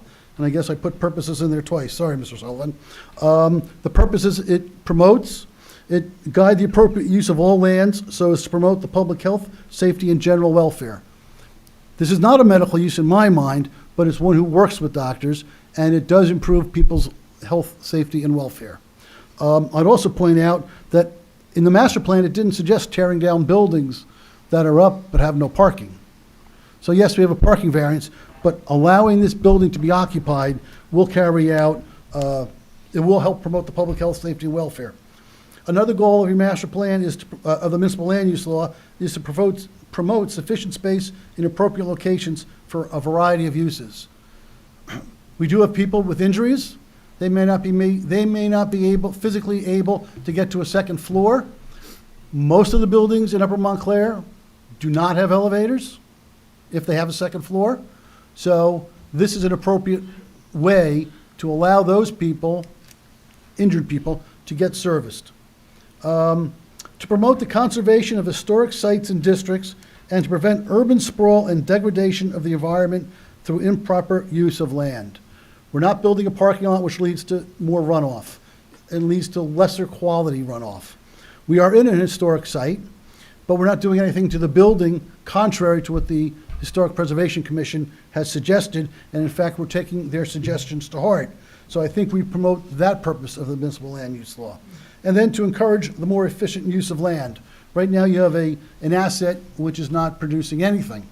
So if this application's approved, Ivy Rehab goes in there, and a vacant site becomes useful. And then one of the things we're supposed to do as part of either the negative criteria or the positive criteria, I've never really figured out, Mr. Sullivan, which way it's best to handle it, but there are a number of township goals and objectives that are reflected in your master plan, which this application supports. And I've already talked about maintaining the status quo will lead to ruination of Montclair, so I'll skip on.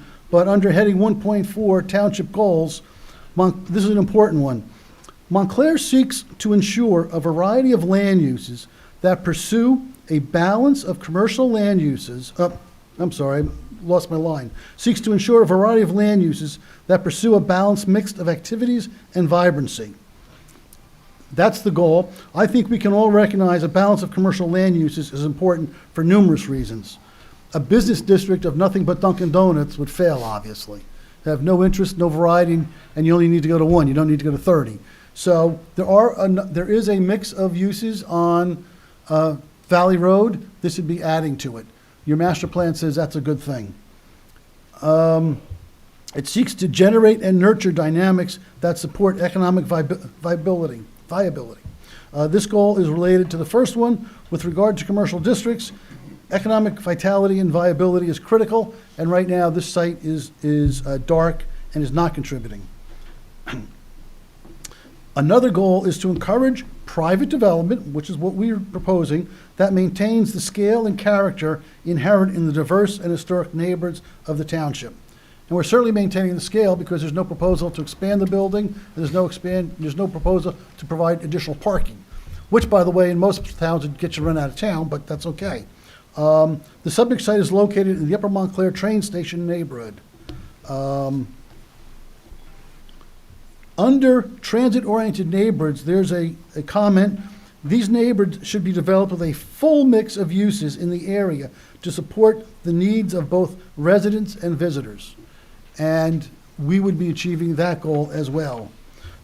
Under 2.0, township-wide strategies, there is a recognition that Montclair's parking ordinances reflect suburban parking standards that do not account for the transit infrastructure constructed in Montclair. And as someone who's read a lot of master plans and a lot of zoning ordinances, your parking standards come right out of suburban governments. So what this master plan goal is suggesting is that your parking standards should be reduced. So we do need a parking variance of about 4 spaces, but if that goal was implemented, I suspect we probably wouldn't need a variance for parking at all. Now, I think I mentioned the building. Before we get to the sign, I have a couple of questions. Okay. Just wanted to, when we, first things first, I think it's important that we say that the standard is, would what's being proposed be a substantial detriment and a substantial impairment, correct? Yes. Okay. Because those are the words in the statute. Substantial, the word substantial. Okay. So my question to you, and I would like you to comment for the board that here we are proposing something that has been determined to be defined as a medical office. Correct. Can you explain to the board why what we are proposing, the type of use we're proposing, is not a substantial impairment of that ordinance? Sure. It's one where it's by appointment. The appointments are generally, I believe, Mr. Kennedy spoke about 35, 45 minutes in length. So that means, unlike our office where we come in the morning and leave in the afternoon, you're having a constant turnover of those 9 patients that are being seen by the three therapists. So there is a turnover, just like in a store. Shoppers come in, they make their purchases, they leave. Meanwhile, 3 or 4 other shoppers may have come in. Or someone goes to the Starbucks you mentioned. They get their mocha, whatever it is, and they're out, but meanwhile there are 3 people behind them in line. So we're more akin to a retail operation, and that's why I think we fit the definition of a personal service establishment much better. And Someone mentioned barber shop.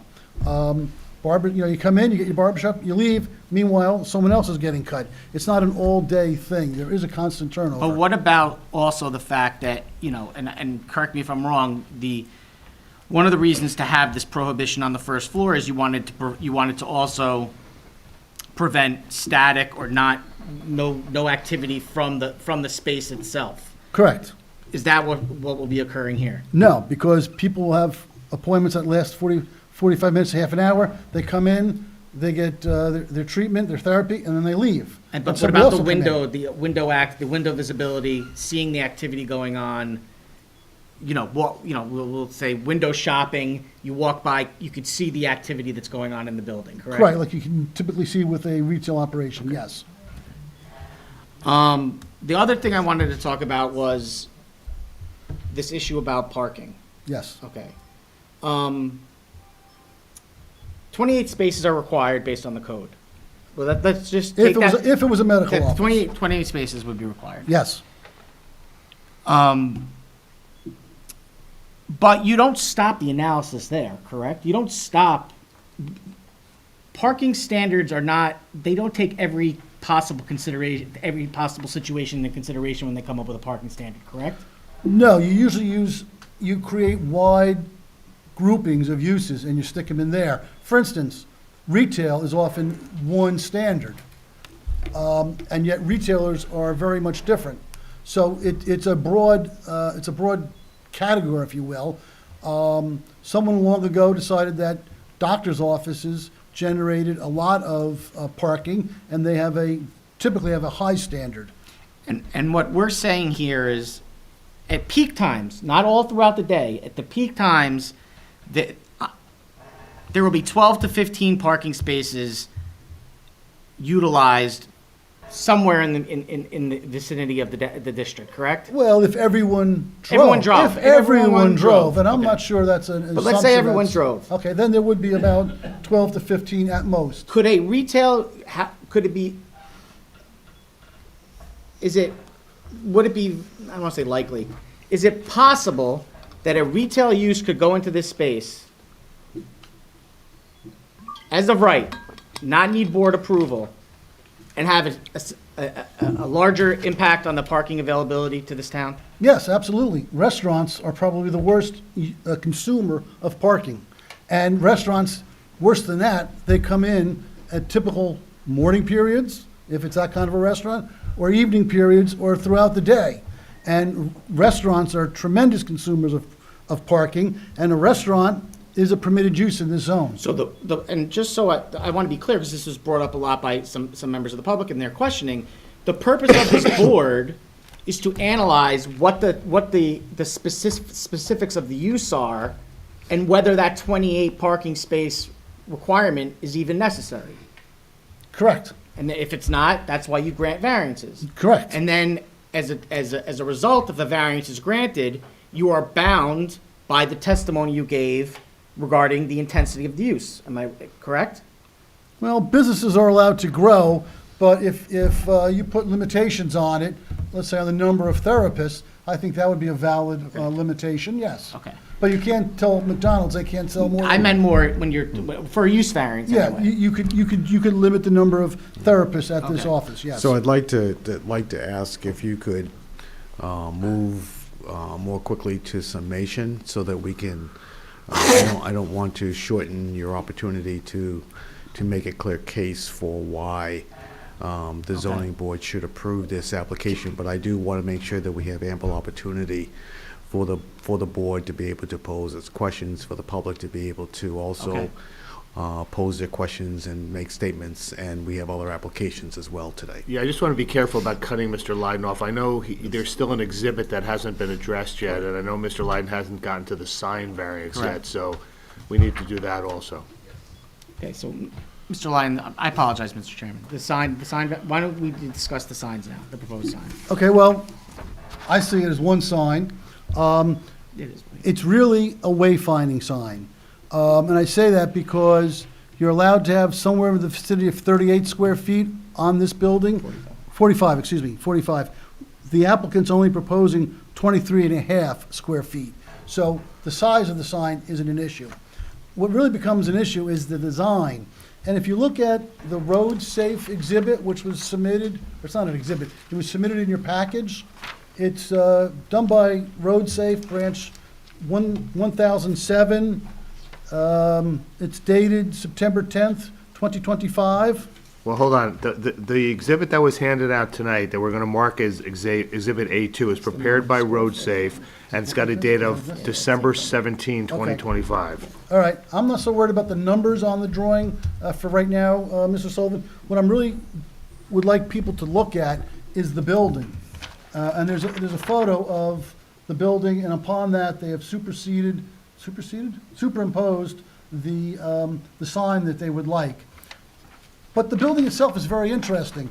It's divided vertically into three somewhat equal components. You have the two outside ones that are that have the windows and have an existing awning over them. And then you've got the middle section, which is narrower and is dominated by the entrance door. And it's also flanked by vertical elements, architectural elements. So it really creates a three-piece facade, if you will. And yes, they could have put the sign across all three of them, but because it's wayfinding, it seemed to be more important to focus it on where the door is. And once you do that, it seems like it doesn't make a lot of sense to put signage over the two windows, which are fixed and aren't moving and are above awnings. So because that's the smallest of the three areas, in fact, it's only 8 feet wide, the idea was to put the sign there. And because they're dealing with a relatively narrow area, and because the signage is dramatically under what the ordinance allows, and it really does serve for wayfinding purposes, it seems to me that that's an appropriate location for the sign, and it would be approvable under a C1 hardship, because the design of the building is not something the applicant's proposing to change. He's only a tenant after all. And B, it would also be a C2 variance, because as a wayfinding sign, you do need a certain size, and this is only about half of what the ordinance would allow. And I don't think there'd be any substantial detriment, because the awnings that you see in this photo are there, and I would, now the sign's not there, but as I walked up and down the street today, I suspect those awnings are going to limit to some degree people's ability to see the sign. So you say, well, why don't we just put the sign up higher, which is what a lot of operators would do. It achieves the one horizontal element of, it reinforces the one horizontal element of this building, and that's the top of the awnings where it meets the building. It's, if you will, flush with that, or aligned with that. So I think there's been a lot of thought going into how this building presents itself to the street, and how a wayfinding sign should be located either over or very close to the door, and how it should relate to other elements of the building. So we may need a slight variance for sign height, but I think it's appropriate given the physical constraints of the building and the fact that the sign is so much smaller in area. And I think the purpose of the exhibit that we provided was to show what a 24-inch stacked sign would look like in comparison, and being only about a little over 9 square feet, correct? Which gets pretty small. Thank you, Mr. Chairman. We'll now go to questions from the board. We'll begin with Mr. Simon. Hi. You said you went today and found parking around 10 a.m. Yes. So now you're aware that the neighboring storefront is also empty. And it's under reconstruction as they're adding 2 stories to the upper floor, Right. yes. So that's not a normal situation once both businesses are complete. So chances are you would not have found parking so easily. I hope I would not find parking so easy. You also stated that any space that goes, any business that goes here is going to be challenged, and the previous retail space would have required that parking variance. Correct, sir. But do you think the retail customer is the same as a medical customer? I tend to think the retail customer is more footloose and fancy-free, to use a dumb phrase. Unless it's a specific retail store that somebody really wants to go to, most retail stores don't fit in that category, although I do acknowledge there's a lot of unique stores along Valley. Whereas if someone is going to Ivy Rehab, they're either going to go to this Ivy Rehab or another one, but they're probably going to be more loyal to at least the brand. So I think they would tend to travel longer than a retail customer for a parking space. So you think someone who's physically limited Yes. would travel more? Yes, because this is not just a rehab facility that deals with, let's say, leg and lower back issues. Somebody could have a shoulder problem, an elbow problem. Understood. And so I did not ask the client how many have mobility issues, but certainly for the ones that don't have mobility issues, I think they would walk further than a retail customer would. Understood, but this business has a higher chance of having a client with mobility issues who couldn't be able to travel. So even though there's parking in front and back, don't you think it's a more likely scenario that they would need a closer drop-off position? Not necessarily, and I'm not sure I accept the idea that someone going to a restaurant, let's say I'm meeting a friend for coffee or something, and we're meeting at a restaurant, we're going to go there. And if we have to walk 2 blocks, I'm going to do it. So I think people will walk, and especially for a therapist, if that's who you're seeing, I think you would park and walk. Okay.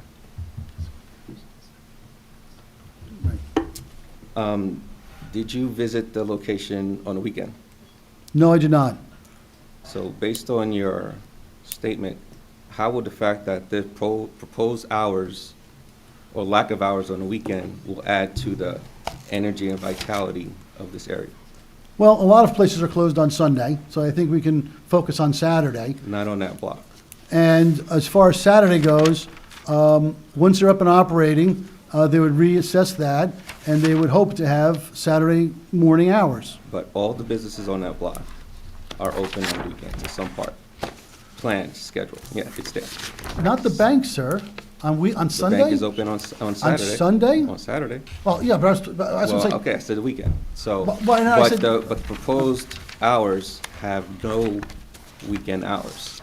So again, how does that add to the energy and vitality that you stated was so important for a downtown area? Well, I do know some banks close at 12 on Saturday. I know Valley National does. And I bring Valley National up because they have a site in Valley Road. Now, I don't know, I'll be honest with you, because I swore to tell the truth, I don't know if they close at Saturday at 12, but the one in Westwood does. So I assume that's corporate-wide.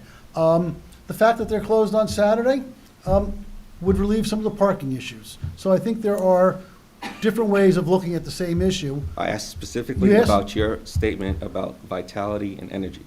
It would do it during the week. It would certainly not do it while it's closed. Thank you.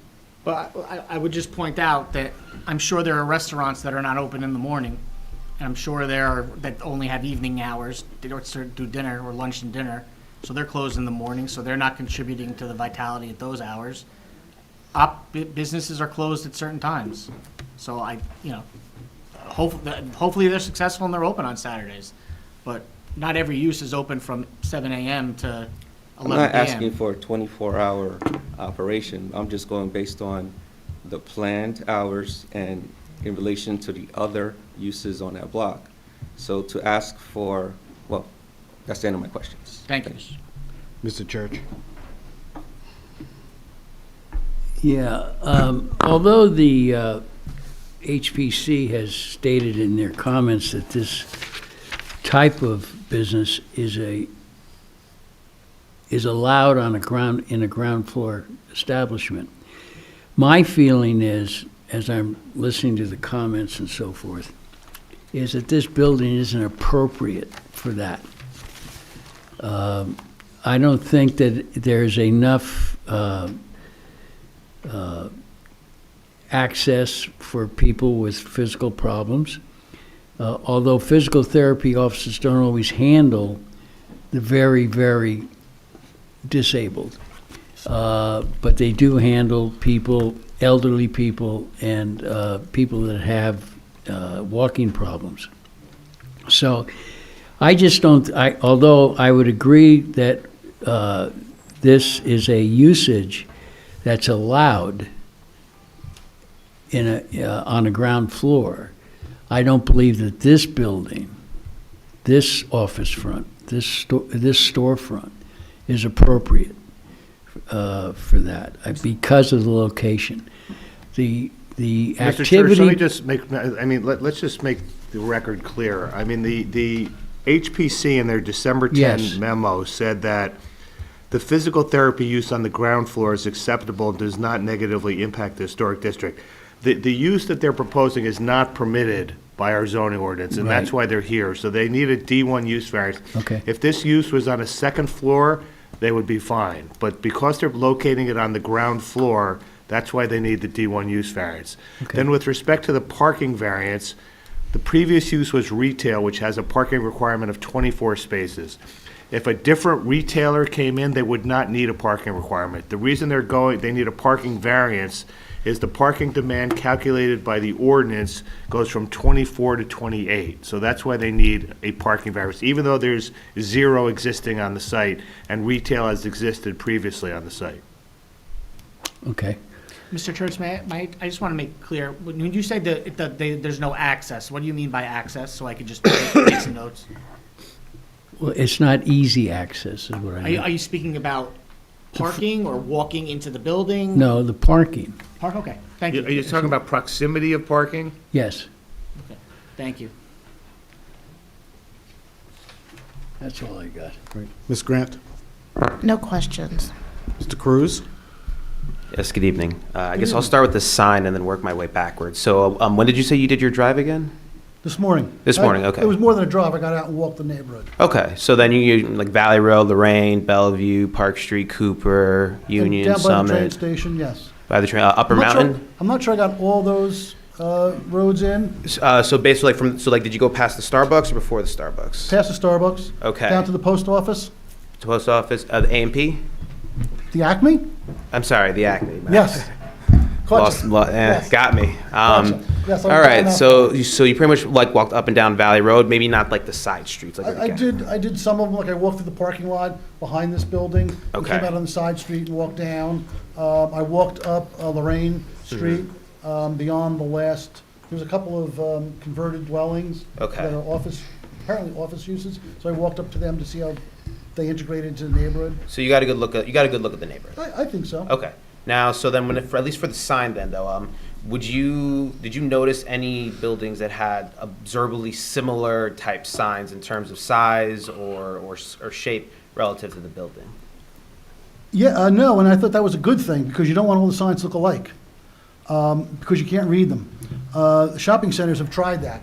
All the shopping centers have the same size, same color, and usually within 4 or 5 years, they're all different because corporate logos and stuff like that. Right. So, I didn't pay much attention to the signage. I looked at them to see where I was looking at and the type of uses, but I certainly would not find this to be a large sign, and your ordinance doesn't, because it's about Right. half of what your ordinance allows. You would find the sign to be, I guess, unique though in terms of its orientation. Yeah, and that's good, because that helps catch your eye, which is what a Yeah. sign is intended to do. Right. Now then, when it comes to the lighting, Yes. I would assume that since you're not here for a waiver on lighting, that any lighting fixture that you have attached to the sign is not going to, it's going to be in compliance with our ordinance. Absolutely. Yes, and I think there was a recommendation about the gooseneck lights, which we've agreed to maintain. Yes. All right. Now then, when it comes to the parking, I take it that the applicant did not offer a parking study as part of the submission. That would be correct. Okay. So then, And then obviously, in your opinion, you believe that there's ample parking during peak business hours to accommodate the needs of this project. Well, I'll say I was at the site for about an hour Okay. on one particular day. It seems like it's not quite the holiday season yet. It's not a holiday. It seemed like a good day to go. And it was also not one of those bitter cold days of the last few days when you would have said, well, nobody was out because it was freezing. It was fairly warm today. In fact, I didn't wear my gloves. So I thought today was a pretty normal, in quotes, day. Yeah, and are you aware of any, like, maybe communications that the applicant had with any, like, of the neighboring businesses who had spaces that they could perhaps, like, allocate or sell or rent or lease, or? I think parking spaces along there may be things that people wouldn't give up, but I'm not aware of any correspondence between the applicant and other property owners about using of shared parking arrangements. Okay. Because, I mean, when you came here today, it wasn't that you needed to fit 24 spaces, it was just that you needed to fit 4 according to the, what you're asking for. It was a variance for the 4 spaces, not the entire 24. Yes. Okay. And then, so that's the first thing. Oh, yes, the use variance. So the 3 terms that I heard was medical offices, retail services, and professional services, correct? Those are the kind of 3 terms you were juggling around to describe the space.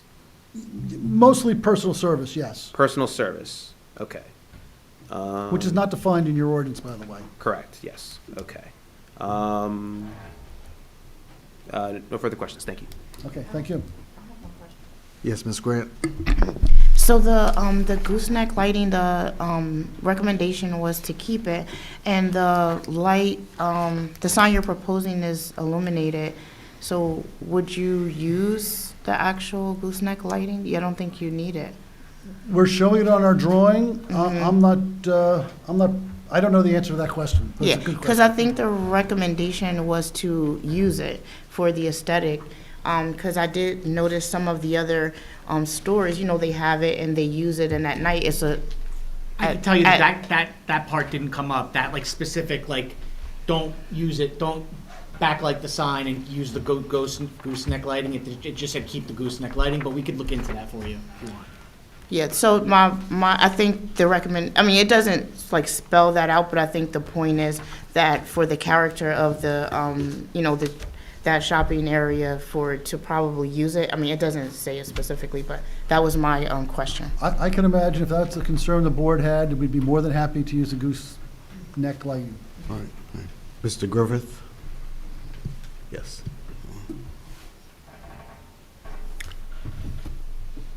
Personal services, you mentioned. Yes, sir. My question is, if you were putting a gym in, would that be an allowable use of that space, and would parking be required? I don't think a gym would be listed as personal service, number 1. And 2, if it was a gym in under 5,000 square feet or under 6,000 square feet, whatever the space is, I don't think you'd see a gym go in such a small space.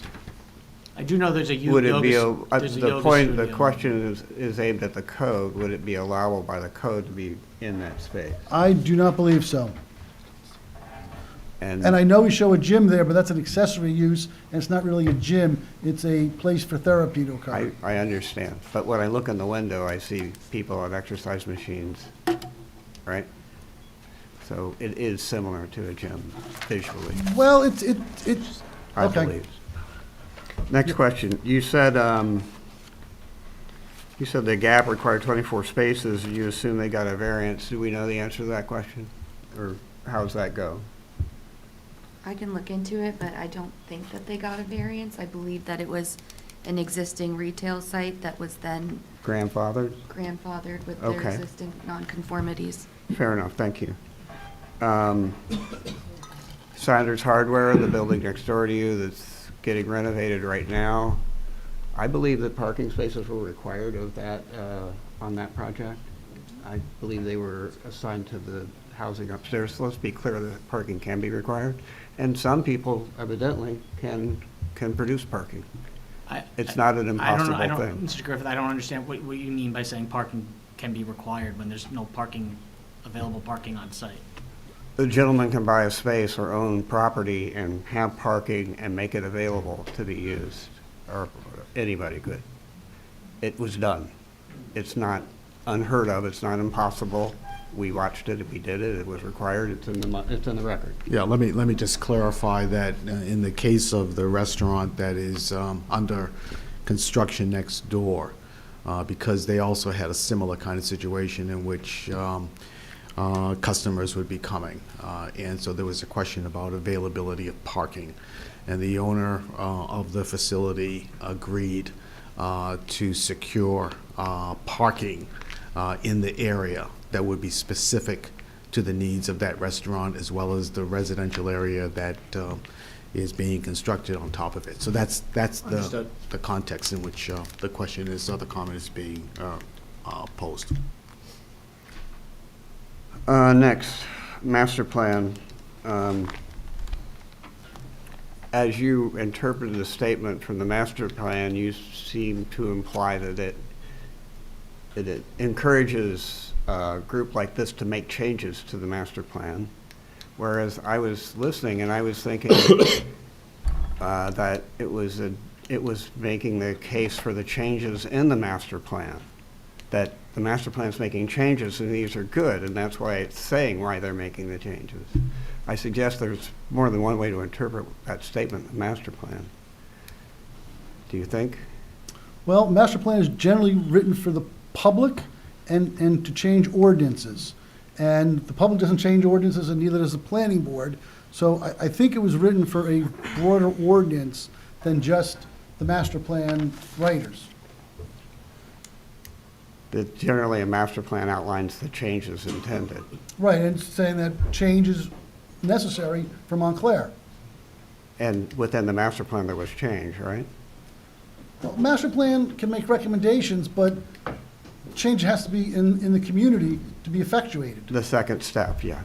So I think it was really more than just to acknowledge that we're gonna make some changes or call for some changes in town. And I think what Mr. Lydon was trying to do was try to satisfy the negative criteria about substantial impairment of the master plan and to tie in goals that the master plan has with what they're proposing. So I think that's why he was using that language and to say we're not a substantial impairment because we're satisfying at goals X and Y.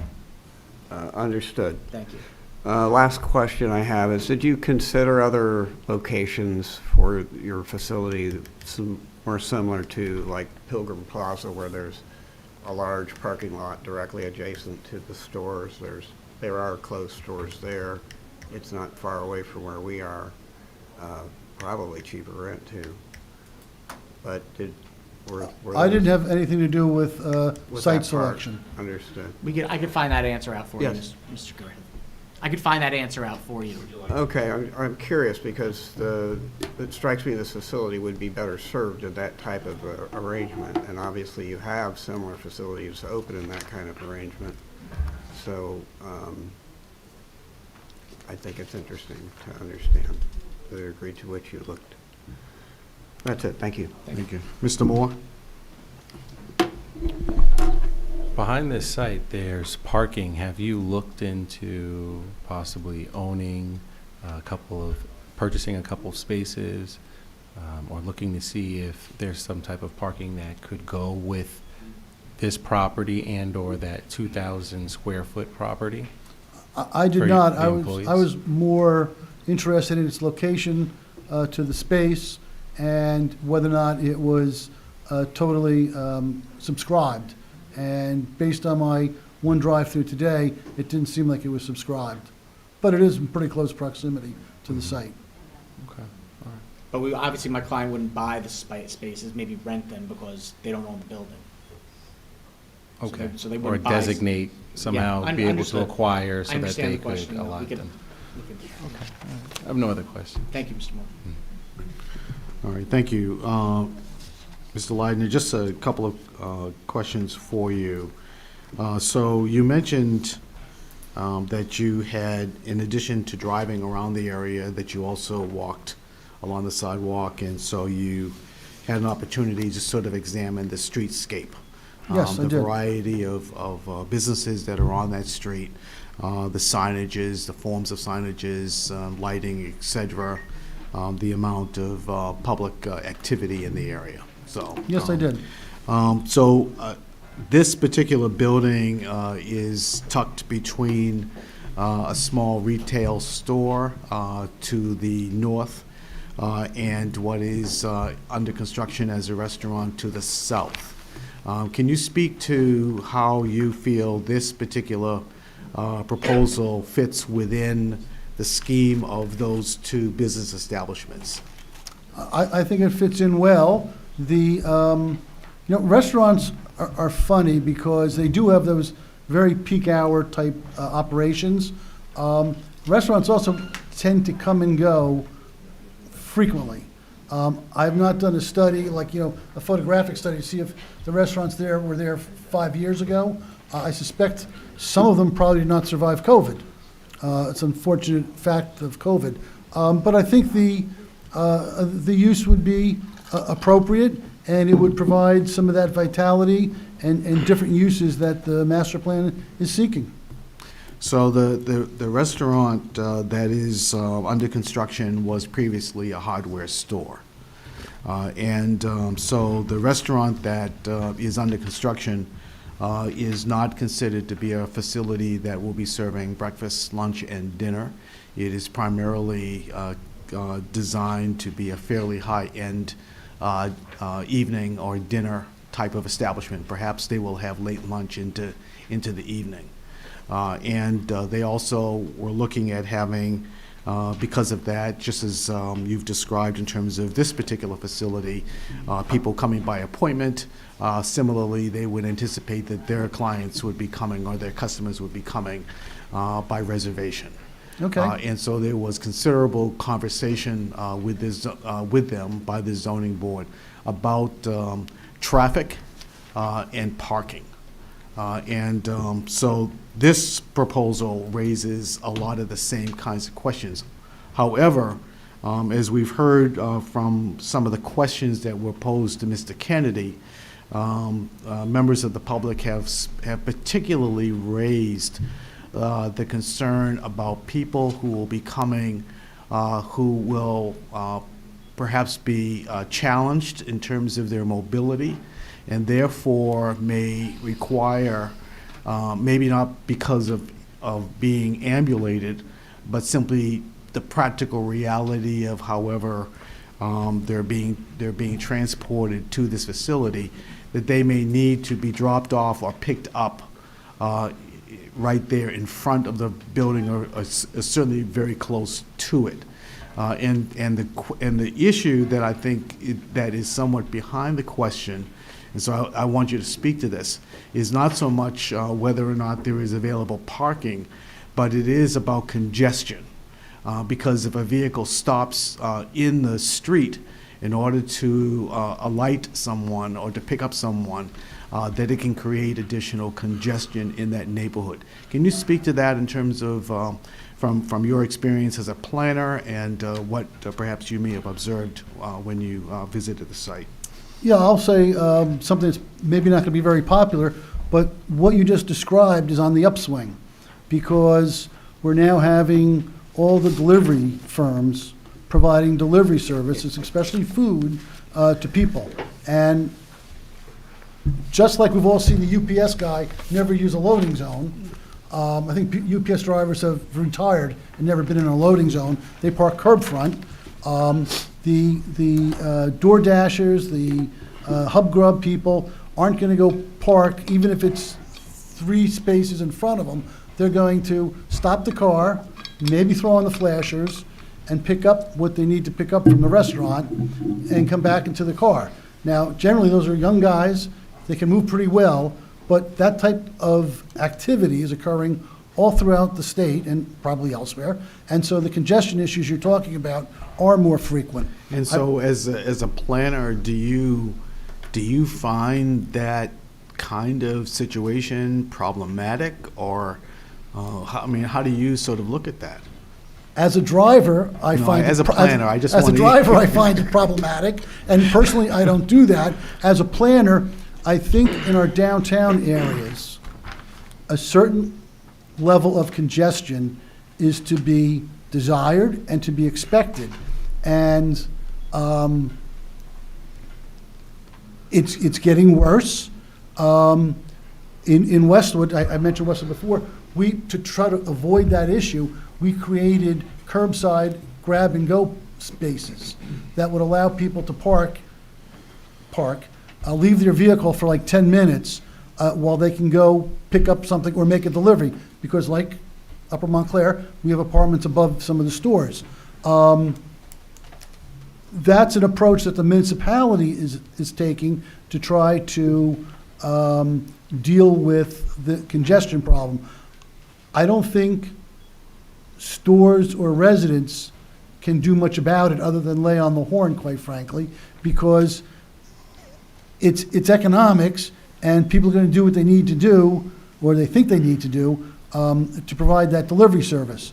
So that's the best solution I can suggest, is having some type of grab-and-go place, but it only works if people use it. So you would then allow that the parking and traffic is a problematic.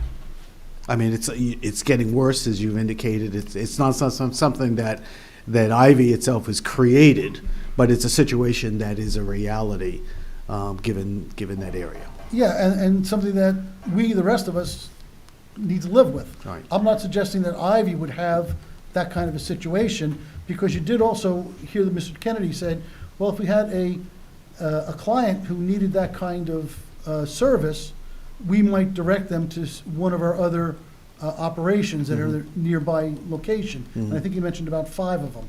So that may be an operational step that this particular applicant could do that maybe another applicant couldn't deal with. All right, I'd like to... Let me just ask one question. Mr. Lydon, you indicated the lot size is 5,627 square feet, is that correct? I thought that was a building That's set. why I'm asking. I thought we said 2 I different... may have read the wrong number, Mr. Sullivan. The lot area, I have the lot area is 5,627 square feet, and the building is 4,942. So the square feet that we're talking about is 2,942 square feet, is that right? For this space? No, this space would be 4,942 square feet. Okay. How big is the building? I think that's the building size, Which is the building size?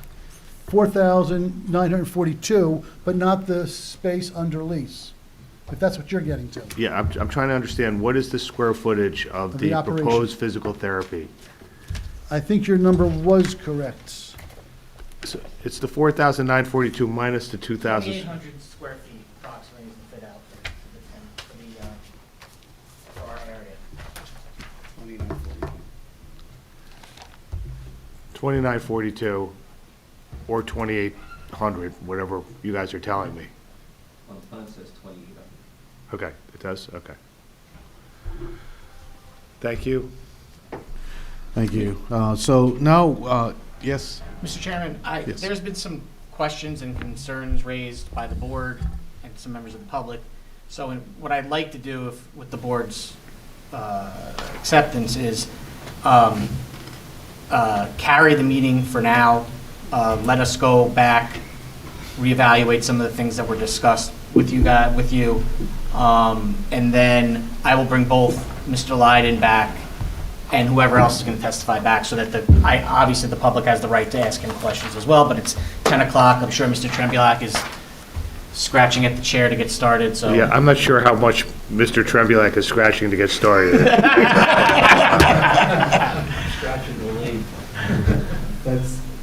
Yes, I mean, that would be acceptable to us, and then we can perhaps discuss when there could be an alternative time. And I'll sign any extension of time. Okay. Yeah, let's see where we are. So we have meetings on January 21st, February 4th, February 18th. I'll say yes. January 21st. Okay, and your witnesses will be back? Yes, I will bring my witnesses back. And do we need an extension of time from Mr. Kohat? No, we don't. Okay. If something changes and you need one, just email Okay, it I'll to me. email. I'll sign it for you. Thank you all. Have a good holiday season. Will there be a notice to the public? No. No. Okay, so please state that so that, So the hearing will be carried to January 21st, 2026, without a need for further public notice. Thank you. I'd like to thank the board for their time. Happy holidays, happy You're New most Year. welcome. Thank That's you. at 7 o'clock on that At date. 7 p.m. That's right. thank you. 7:30. We're going to just take about Well, why don't we see what Mr. Tremulak's going to do? Okay, He's gonna do before we first. do that? Thank Okay. you. All right, okay. Good evening, Mr. Chair. Mr. Tremulak. Congratulations Thank on you, your sir. promotion. Well, whatever. Or condolences, I'm not sure. So my application is fairly lengthy. It was 4 witnesses. Given the hour and given the time of year, I don't think it would serve much purpose really for us to get started, maybe get through 1 witness and be coming back for the bulk of our presentation, at future meetings. So I'd like to request that our application be carried. I'd like to be on the January 21st agenda and hope for the best. Or maybe there'll be some changes, but if that's acceptable to the board. And of course, the applicant, consents to any necessary extension of time. I think just a question for you now, because we have 1 application that it was previously carried, which is perhaps also going to engender some lengthy discussion. And now are looking at adding 2 additional. What's your recommendation? I want to make sure that there's ample opportunity to. Well, we could look at, we have Dimitri Charles on, right? Yes.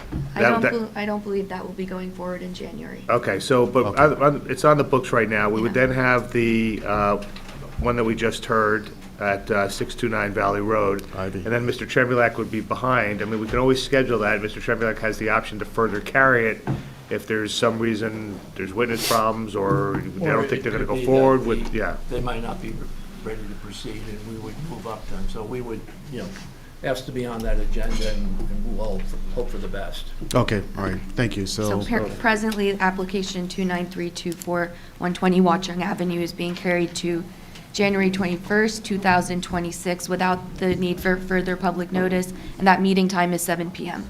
So just, so it's very clear, there's no further notice to the public. It's going to be carried to that date, January 21, 26, at 7 p.m. Okay, thank you very much. Merry Christmas, happy holidays, everyone. Yeah, and the public is certainly welcome to come and ask questions and make comments. May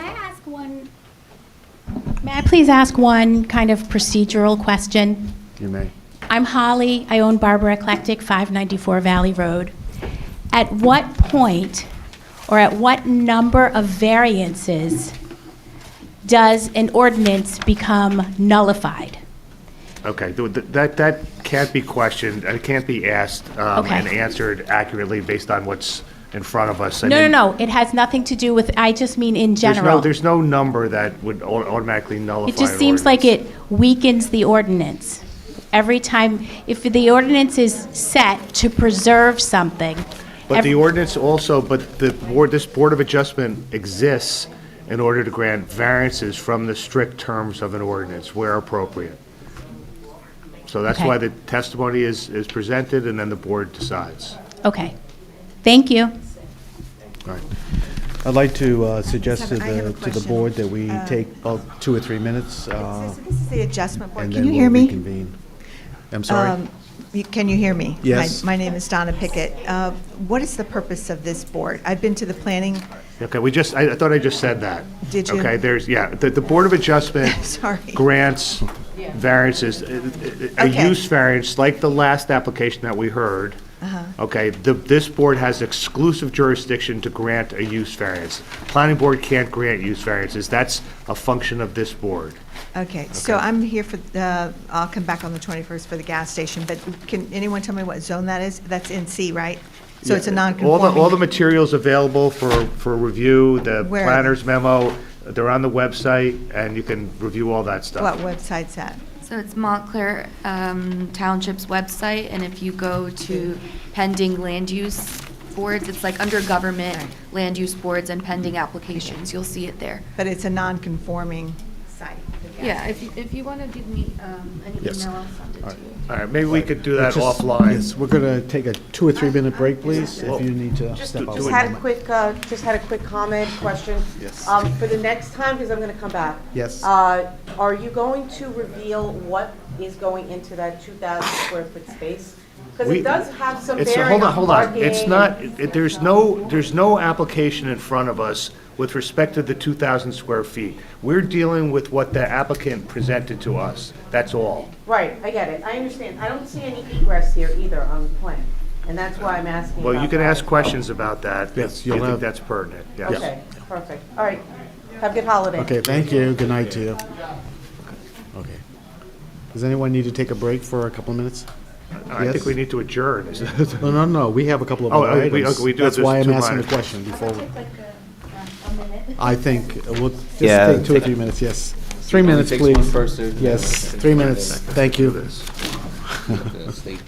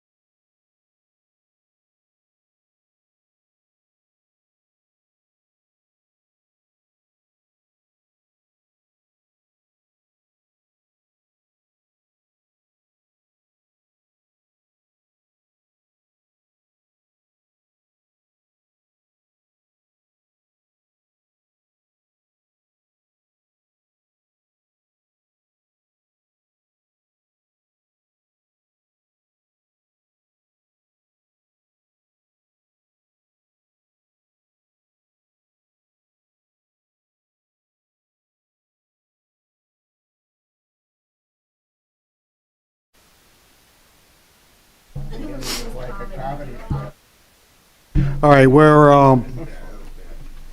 we have two items that we need to address before we adjourn. So the first relates to the Development Review Committee. For those of you that may not be familiar with that, the Development Review Committee is essentially a joint committee of the Planning Board and the Zoning Board to do the initial review of applications that ultimately, in our case, end up here. And it's an opportunity for those two boards to weigh in if they see that there are discrepancies or areas of those applications that need further definition, like a traffic study or except those kinds of things. Lighting, they should account for lighting, they should account for safety, public safety, to offer that commentary to applicants so that they can revise their application, their plans, before they actually come to, in our case, this zoning board. I'd like to, we do need to appoint a member to the Development Review Committee because Bill had served in that capacity. I'd like to nominate Mr. Simon to serve as our representative on that. And the floor will be open to other nominations if there are others that would be interested in serving. It meets once a month on the first Thursday Yes, first at Thursday. approximately 7 p.m. 7 for about an hour, hour and a half. I second. All right. You can make, why don't you actually make the...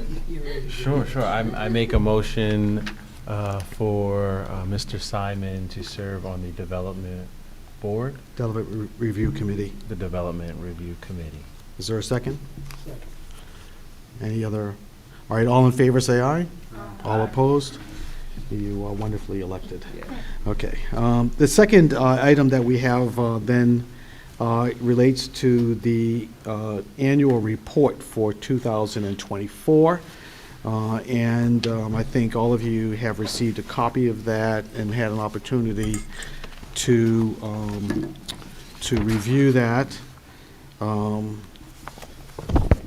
There was only one thing that I would raise to our secretary, and that was on page 4 in paragraph 11. And maybe I'm just not understanding what is being referred to here, but in the fourth line, there's a reference to a traffic circle. What is that traffic circle? Because I don't recall that there is a traffic circle on Valley Road.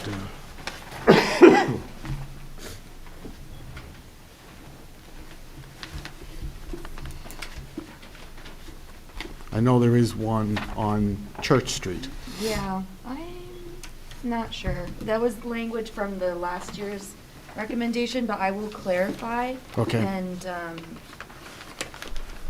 I'll amend that language. I'll send it to you and the chair for approval. To me. Sorry, to the chair Thank and you. vice chair for approval. I'm so sorry. I know, it's hard. She hasn't accepted. She hasn't accepted. It's late. Are there any other changes to the, yes, Mr. Cruz? I just have one clear, for items 6, which is on page 3, and you mentioned was get the part accessory structures and 4 feet of principal structure, but the part about accessory structures adjacent to other accessory structures, just, I didn't, so then those would also count as part of the principal structure? Yes. Okay. Yeah, so it was, as previous Chair Harrison had described it, it was to avoid stacking accessory structures to then have them count as, technically separated, but they're It was a too way to close. avoid Circumventing the, Yeah. Exactly. Circumventing what, I'm sorry? Circumventing the ordinance by stacking accessory structures. We want to accumulate all those as part of the principal structure. So then they would be subject. Up against the principal structure that doesn't count as an accessory structure. Right, so then if you're putting a accessory structure 4 feet from the principal dwelling and then another accessory structure within 4 feet of that, that needs to count as part of the principal dwelling and has to then comply with the building coverage, impervious coverage, well, anyways it would, but the setbacks for primary dwellings. So if somebody had an accessory structure that they set next to a lot line, it was supposed to be 20 feet away from that lot line, and it wasn't. And they instead then just glommed it onto the primary structure, it would no longer be an accessory structure, correct? So no, this is saying that within 4 feet, it doesn't have to be connected, but it's going to be considered as part of the principal structure. So And the setback for a principal structure would apply to that structure. exactly. Go ahead. So you wouldn't get away with the lesser setback of the accessory structure. Okay. Other items? Hearing, yes, Mr. Guerra. I'm still not happy about the, what is it, the accessory dwelling unit square footage that they came up with, and they increased the 30 foot to 40 feet. Mm-hmm. I imagine we'll have to talk about it more in order to have a, I want to write it up today, but I think it is really. So that would not pertain to this particular item. You're talking about, Well, it's a recommendation for changes to the amendment, right? I mean, I would I suggest see. that this would be a recommendation we make, but we can do it next year, I guess. I will give you that report at the beginning of the year, so Yes. we have time to look at Yeah, it 'cause before it's due. Yeah. That it could be part of the 2025 Yeah, report. is- which is- I will deliver much sooner than December of the year. Okay. And then we, That's yes, fine. then we can have that discussion, yes. Anything else? All right, is there a motion to approve the, Yeah, it's a motion, the MLUO says you have to do this by resolution. So Okay. it's a motion to approve the resolution adopting the annual report for 2024. all right. Is there a motion? I'll make that motion. Second? Is there a second? Second. All right. All in favor of approving the resolution, signify by saying aye. Aye. All opposed? No abstentions? Thank you. Is there a motion to adjourn? Motion to adjourn. Okay. I don't think I have to ask for a second. All right. Thank you very much. Have a wonderful night. Very And happy holidays to everyone. wonderful holidays to all of you. Happy holidays. Okay. Yeah. All right. See you in the new year. That's Yes, right. yes. You did it. See you next year.